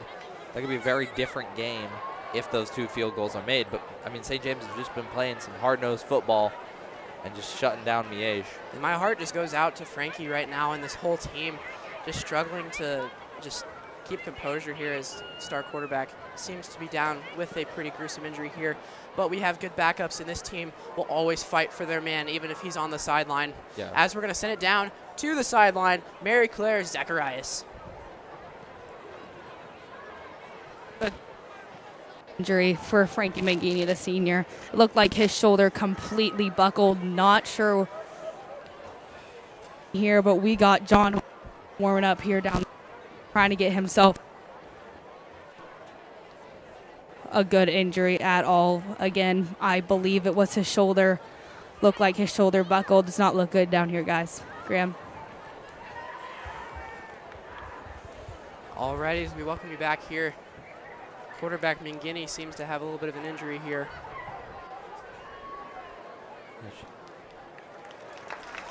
Nope, definitely a leg injury here up for here. McGinney. Oh, he's in a lot of pain. It's unfortunate for the Thunder here. Hornback's going to get back in, but McGinney, oh, that's hard on him. As you can see, his right leg is hurting here. His Thunder players are going to help carry him off. Look at this. That's They're carrying him off, no pressure at all. This is what we do here at the Academy. Look out for each other. Valiant effort from this team, making way for their boy. It's just so Trainer hard for Josh McGinney. and Jake House heaving him off the field. That you gotta feel for him. Senior season first game, he was playing the lights out, and now the Thunder are going to they're gonna have to recover here. You gotta lock back in here. That's just such a hard injury. It looked like he just got wrapped up wrong and probably went down weird on his leg. As here comes Hornback in to play quarterback for the first time tonight. Let's see what he can do. And Mr. Johnny John Hornback playing DB, now he's playing QB. Here we go with House in the backfield. Hopefully this doesn't shake up the Thunder offense too much. Hornback ready, takes the snap. He's going to fake the toss. He's going to roll out left. He's heaving. First play. He's got a man wide open. Touchdown, St. James. John Hornback delivers a perfect ball to Corey Kirshner for the touchdown. 6 points on the board. Touchdown. Are you kidding me? Hornback comes in and just absolutely throws a perfect dime to Kirshner. What a throw. What a play. And St. James are up 16-0. Hornback coming in and clutching up for the Thunder. Amazing throw. Amazing throw. Back foot. Wow. Rolled out on the move and just heaves that ball down to Kirshner. And Corey Tron, as they call him, in the locker room. As James Ewing, extra point is up, and it is good. James Ewing. putting up his second extra point of the night. Great to see him out there getting some minutes, the junior. I'm sure that makes McGinney feel a little bit better. On the sideline, trainer Josh is checking him out. I could see him as the ball got through and he got into the touchdown zone. McGinney throwing up his hands. And his right-hand man, Jack Godar, checking up on him. Love to see it. Yeah. It looked like as I was watching him earlier, he was holding his knee a bit, so we'll see what injury it is. Yep, we're hoping for no ligament damage, no bone damage. And as you can see, Luke Tepfer in the horsey costume, wielding the flag. Paul Revere. Paul Revere out here. I told you I saw him earlier. I told you. Paul Revere, George Washington, and the Statue of Liberty. Have you ever? Amazing sight to see here at the Academy for our USA out. You know, I actually saw Luke going around the school trying to gather some money for this costume just for tonight. Yeah, that was, hey, I contributed to the GoFundMe. This is a laser kick. And he's got an option for Halloween. As number 3 of the Stags, McDaniels takes it out. He's going to get brought down at the 15 by the Thunder. These boys are still fired up. There is 7 minutes left in the game, and they are still fired up. Looks like the game just started. These boys are not tired at all. They're fired up, and guys, McGinney is off of the trainer bench. He's sitting with his, and he's standing with his team living through it. Great, love to see that, but St. James, a laser kick there. And they pin them back inside their own 20. And we're going to see some new personnel here for the Thunder on offense next possession. Looks like the game's maybe with a stop here, out of hand for the Stags. Get some new personnel on for the Thunder. I don't get anything. Scaletti takes the first down snap. Watsky in the backfield, looks like he's blocking. He's going to throw out to the sideline. It's caught out of bounds for the big tight end, Wesley Walsh. Man, 6'6". Super tall there for the receiver. You'd think he'd be playing offensive line, but with his athleticism, he's out wide for the Stags. Very versatile. Versatile, man. He is a unit out there, towering over their offense. Surprised I haven't seen him get the ball very much. Got some good DBs for the Thunder, keeping him at bay. Whoa, leaping catch there made by a Stag, number 8, Michael Blunt. The junior tight end leaping up, making a little pirouette catch there and staying in bounds. And that is going to be a Stags first down as they want to put some life back in with 7 minutes to go. And it's 17-0. The Stags down 3 scores right now.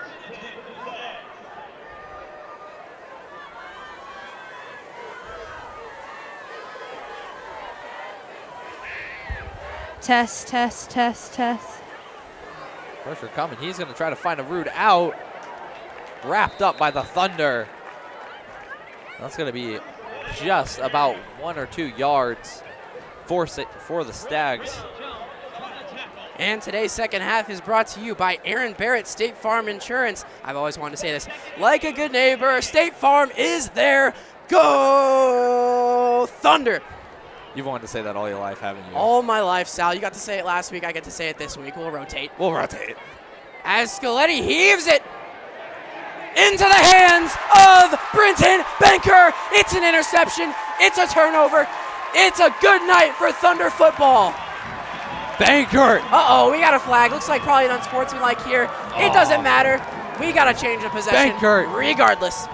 What a play from Bankert coming up tonight, and he has been absolutely rolling. It's going to be a flag for probably celebration. That'll be 15 yards. That's going to be 15 yards, but that is the ball back. And St. James are going to get it back just like that as a desperation throw. And that could be the end for the Stags' comeback hope. And you know, either way, Radke is going to tell his players about that celebration penalty tomorrow. Those yards, every yard counts, even in a blowout game like this.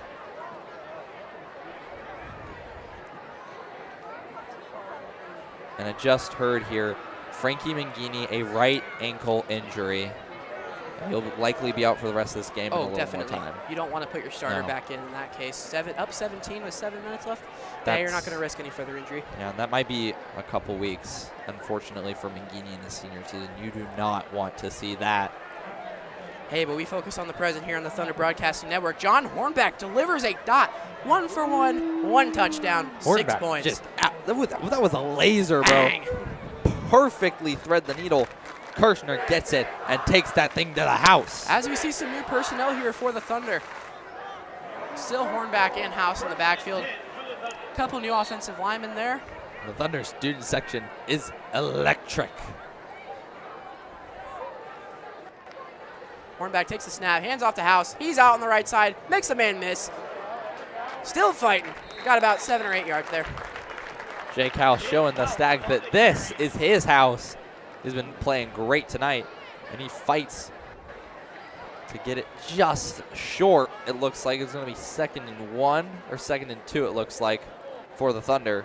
Very manageable. 2nd and 3 for the Thunder with John Hornback at the helm. Holding the reins for the Thunder offense here late in this 4th quarter. The St. James offense playing lights out tonight. Amazing performance from him. Hornback, he takes the snap, jump the gun defense. He's gonna get out. Ooh, almost had room to run. He's gonna get brought down. I think he got the first down anyways. And with that, we'll reach out to one more of our sponsors. Deepa Squally Moore is a proud supporter of student athletics. Football teaches teamwork, perseverance, commitment, and sacrifice. Learn more at dmlawusa.com.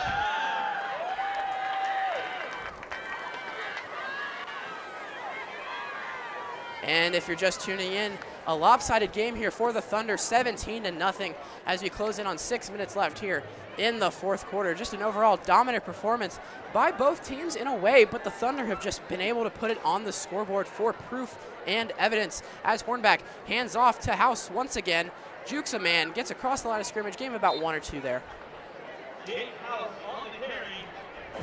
As we have a quick update, 5 minutes left in the 3rd quarter for our Kansas City Chiefs. They're only down 1 point, 12-13. Los Angeles with the ball at their own 34-yard line. Patrick Mahomes with an 11-yard touchdown rush with a failed PAT by Butker after making 2 field goals previously. Puts the Chiefs down 1 point. Well, we're not out of this one yet. Mahomes, great to see him putting in some work out here. And the Royals hold out a 2-1 win against the Minnesota Twins. Putting them at 72-69 on the year. As Hornback takes it up the middle, he might go! Hornback, blazing speed, 40, 30, 20, Are you 10, kidding me? 5, touchdown, John Hornback, he is gone! Are we serious? Hornback doing it all tonight. He takes it from one end to the other, and St. James put this one in the bag. It's 23-0. And Francis McGinney must feel amazing right now, knowing that his guys have his back, injured or not. We love to see it here at the Academy, bringing it to 23-0, pending the extra point here from Ewing. He's 2 for 2. Can he go 3 for 3? Held by Kaufman.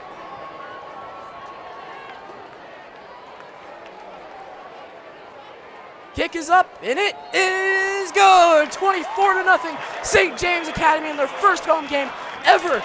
It's been 20 years since this school was established, and just right now, 2025, we're winning football games. Woo! 24-0. Graham, I am excited. This is amazing. Ewing nailing the extra point. The flags run across the student section. And you know what?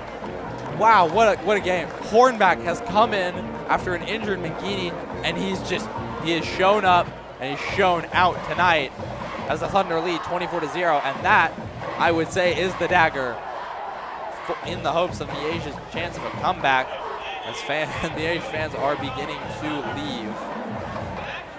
And that long scramble touchdown is sponsored by Covenant Custom Homes, built on tradition, growing through innovation.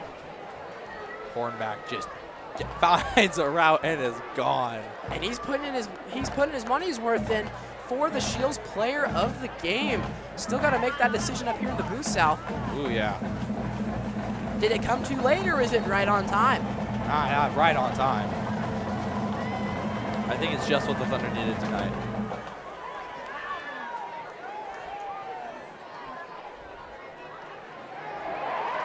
Good tackle there by the Thunder. Looks like Gavin Puhala got in there.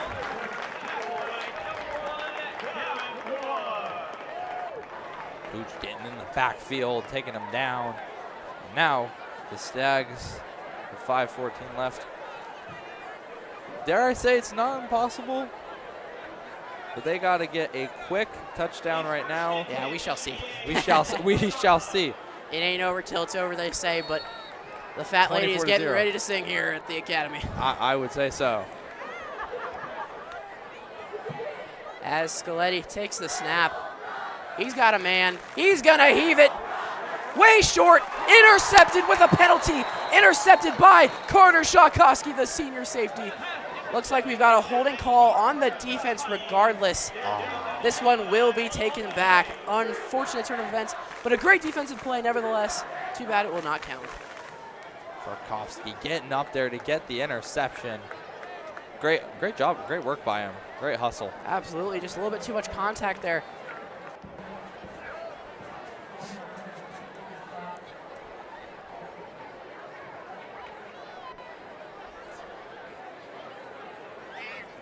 That will be a 10-yard penalty on, and we'll bring it up 10 yards up to the 30 of Bishop Miege. Graham, after that win by the Royals, they're one game back on the Mariners. Oh, man. They are one game back. We are in the hunt. We might have some playoff baseball here in Kansas City. We want to see that badly. As Scaletti sees an open football, he's going to heave it. Oh, my goodness. What a defensive play from Jonah Myers, the senior DB. Absolutely Trent McDuffie-esque, knocking that out of the receiver's grasp effortlessly. Had me speechless. Couldn't even call a play. Great defense there from Myers. And at 2nd and 10, they're likely going to keep taking those shots downfield. And those are plays that get you recognized by coaches on the next level, college coaches. Scaletti, he drops back. He's going to heave it again. He might take it himself. The ball is out. Oh, never mind. Lyman picked it up and started running with it. Number 70, big man on campus, Zach Molman, the center. Picked it up and started running. Didn't quite get there, though. Picked it up, was trying to get there, wrapped up. But now it's 3rd down. You know, it's good to see some of these Curie alumni. I actually went to Curie for elementary school, but good to see a lot of Curie alumni on this team. Definitely seeing some names I remember and some guys I used to talk to a lot. Good to see them get some playing time at the varsity level.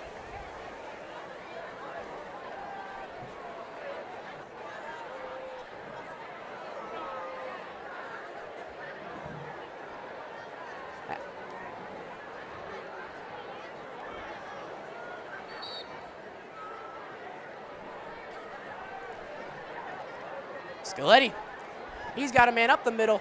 Up he goes, and down with the ball he comes. That is Carlos Rodriguez. He's playing in the hurry up here. Trying to get some points on the board. Don't want to leave a goose egg here at the end of the game. Trying to deny the shutout. Graham, last time I mentioned a shutout, we did not get it. It was 45-6. So that was close. That was a fun game. As Scaletti heaves it into coverage. It came down by Britton Banker. Another one. Dare I say, another one. Another one. Bankert does it again. Are you kidding me? Taking that football to the bank for the 2nd time. And he walks it back. Didn't want to get another penalty on Yeah. Yeah, no. One penalty, Red Keel cheated out a little bit.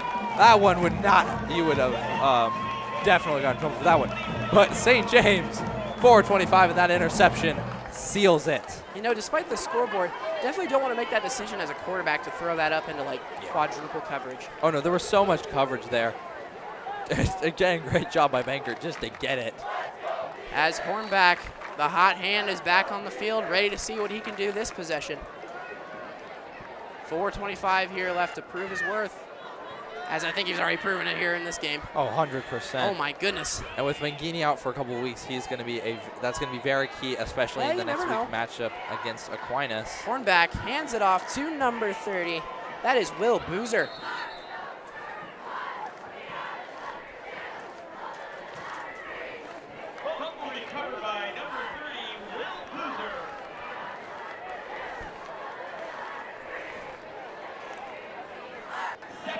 You know, as the teams are lining up, I want to give some love. We haven't given them love yet.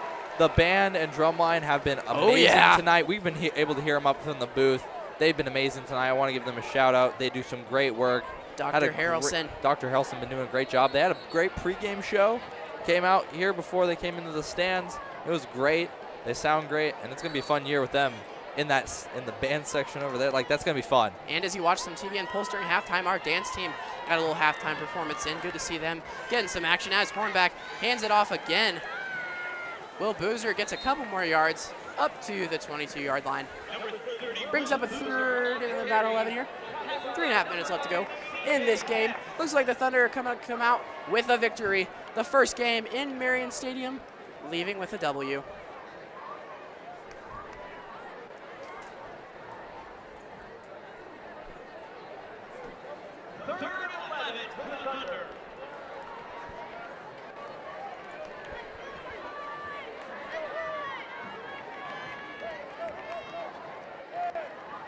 We thank you all for watching tonight. We know there's other games you could be watching. We'll be giving you some update. The Chiefs and Chargers, it is still 12-13 as the third quarter comes to a close, as Hornback is going to keep it again on third down, and he'll get stopped in his tracks. It'll likely be a punt for St. James, as we will likely come to about 2 minutes to go before this punt happens.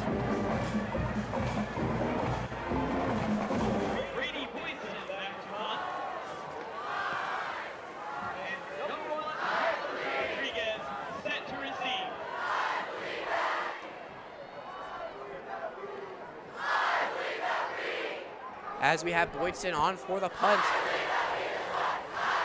The Thunder student section proclaiming, I believe that we just won.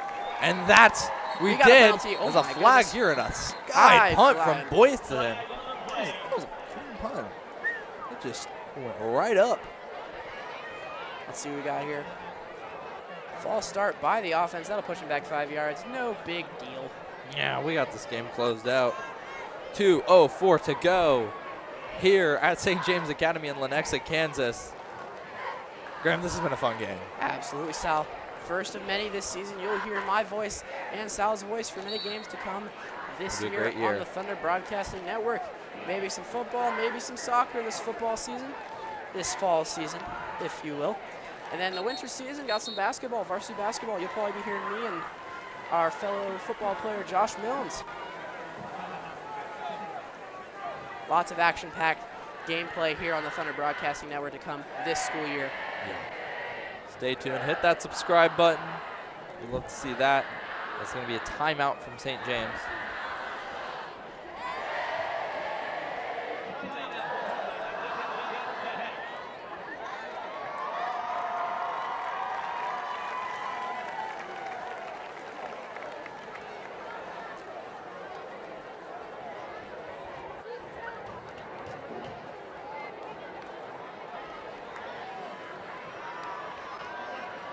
And I think we'll do our Shields offensive and defensive player of the game. The offensive player of the game is, drumroll please, go ahead, Sal. John Hornback. John Hornback. He has come in the absence of Frank Mangini, a horrible injury for him. But he's came in and he showed up. 2 touchdowns, a rushing touchdown from across the field, and then an absolute dot. Two is that Keshner for the reception. Boydston, it was a beautiful punt. And I think Hornback and McGinney can kind of hold up that trophy together. Yeah. I think they both had valiant efforts today, and overall just earned this win for the Thunder. John Hornback, we only gave it to him because of the consistency he put up, and he's going to carry this momentum in the next week against Aquinas at Aquinas. That's going to be a huge matchup. Huge matchup, especially after senior retreat. Oh, yeah. John Hornback will have fresh legs as a junior. Yes, that'll be great for him. And Graham, I'm interested to hear your defensive player in the game. I think I already know who it's going to be. Who else? Money in the Bank, Brenton Banker. Banker He cashing put on checks all night tonight. An absolute show. 2 interceptions. Amazing. He put on an absolute show. 2 interceptions, plethora of tackles. He's been Overall, all over the place. just earned himself a spot as the first ever Shields Defensive Player of the Game at Marian Stadium. Wow.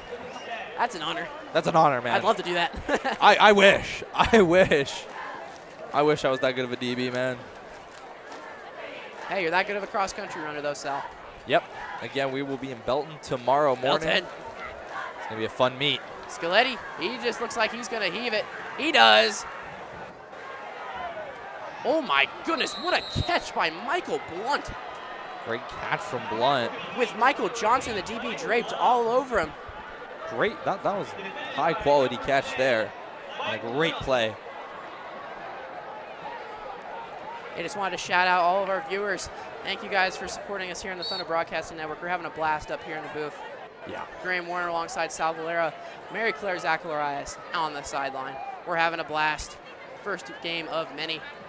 First of many. Scaletti, ball is out.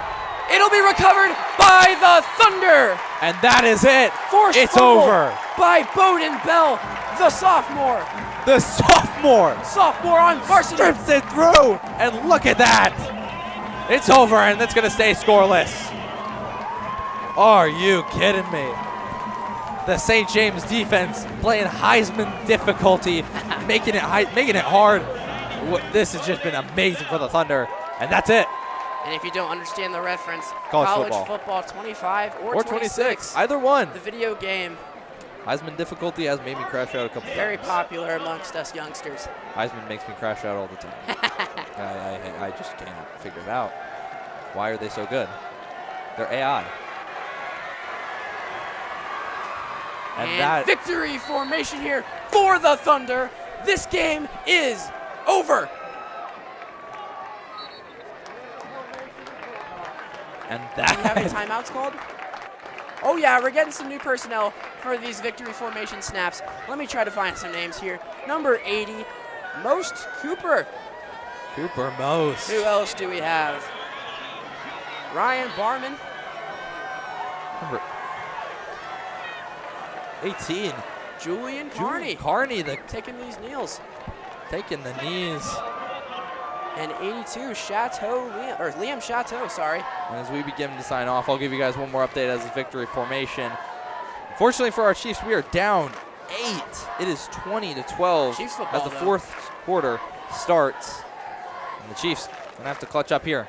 And as we have this final snap of this football game, we would like to thank tonight's sponsors for TBN's broadcast of St. James Academy football. We would also like to shout out our production team, Camera 1, Kaylee Ubin, Camera 2, Brant Bitter, Camera 3, Peter Eggers, Camera 4, Tate Berry with special help from Grant Asta. I'm Graham Warner alongside Sal Valera and Mary Claire Zacharias. Down on the field, we just won.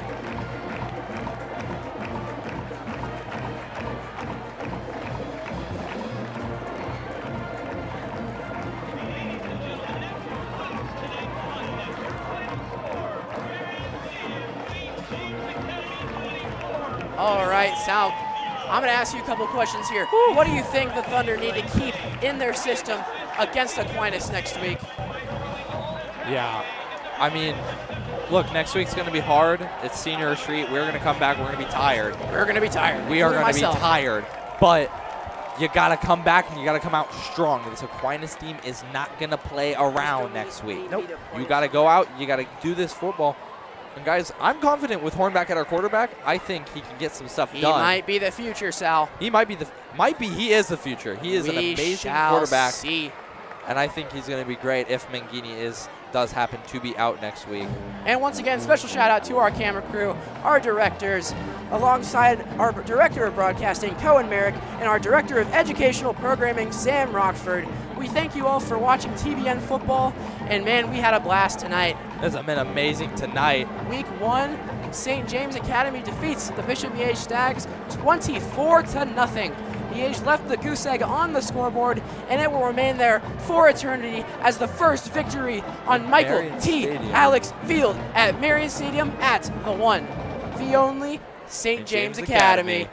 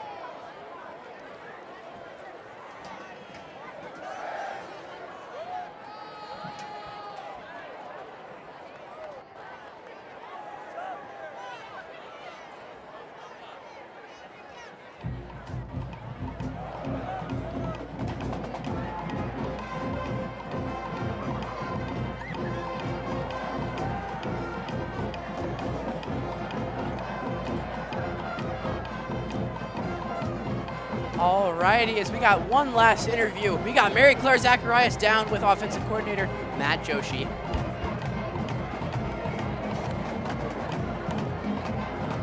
A huge season opening win for you guys, Coach. What kind of statement did you guys make about this year's St. James Academy Thunder football team? I think the biggest statement to take away is we're going to be a team that plays really hard all 4 quarters. The defense really picked us up in the first half by getting a bunch of stops, and anytime Miege was driving, they always came up with another big stop and left a 0 up on the board, and then just allowed us as an offense just to keep figuring out things to be able to put up enough points there in the second half. So I think the biggest statement was that we're going to play hard for all 4 quarters. Absolutely. What improvement can you make here when you go into practice this week? Oh, there's so many improvements, and that's kind of typical with week 1. Is a lot of mistakes that we can clean up, a lot of things that we had offensively that we'll be going to be able to capitalize and execute better, and then a lot of just bad penalties. So cleaning up the penalties is something we're definitely going to have to do. Thank you, Coach. Thank you. Graham. Alrighty, as we conclude this one, 24-0 victory for the Thunder as we're getting ready for the victory dance. As our entire team is running over there, freshmen and all.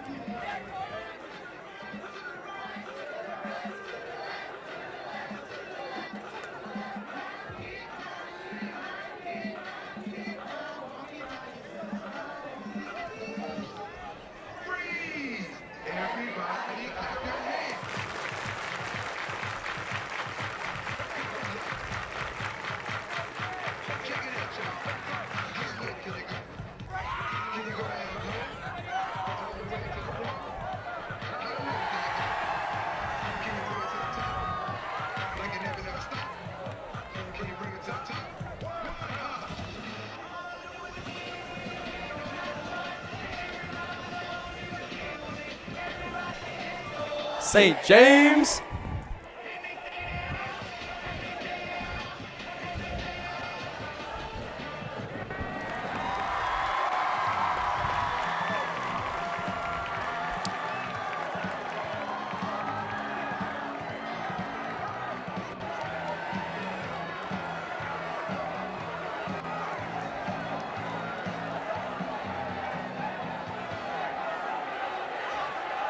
As we welcome you back here for the final time at St. James's Academy, brand new Marian Stadium. Woo!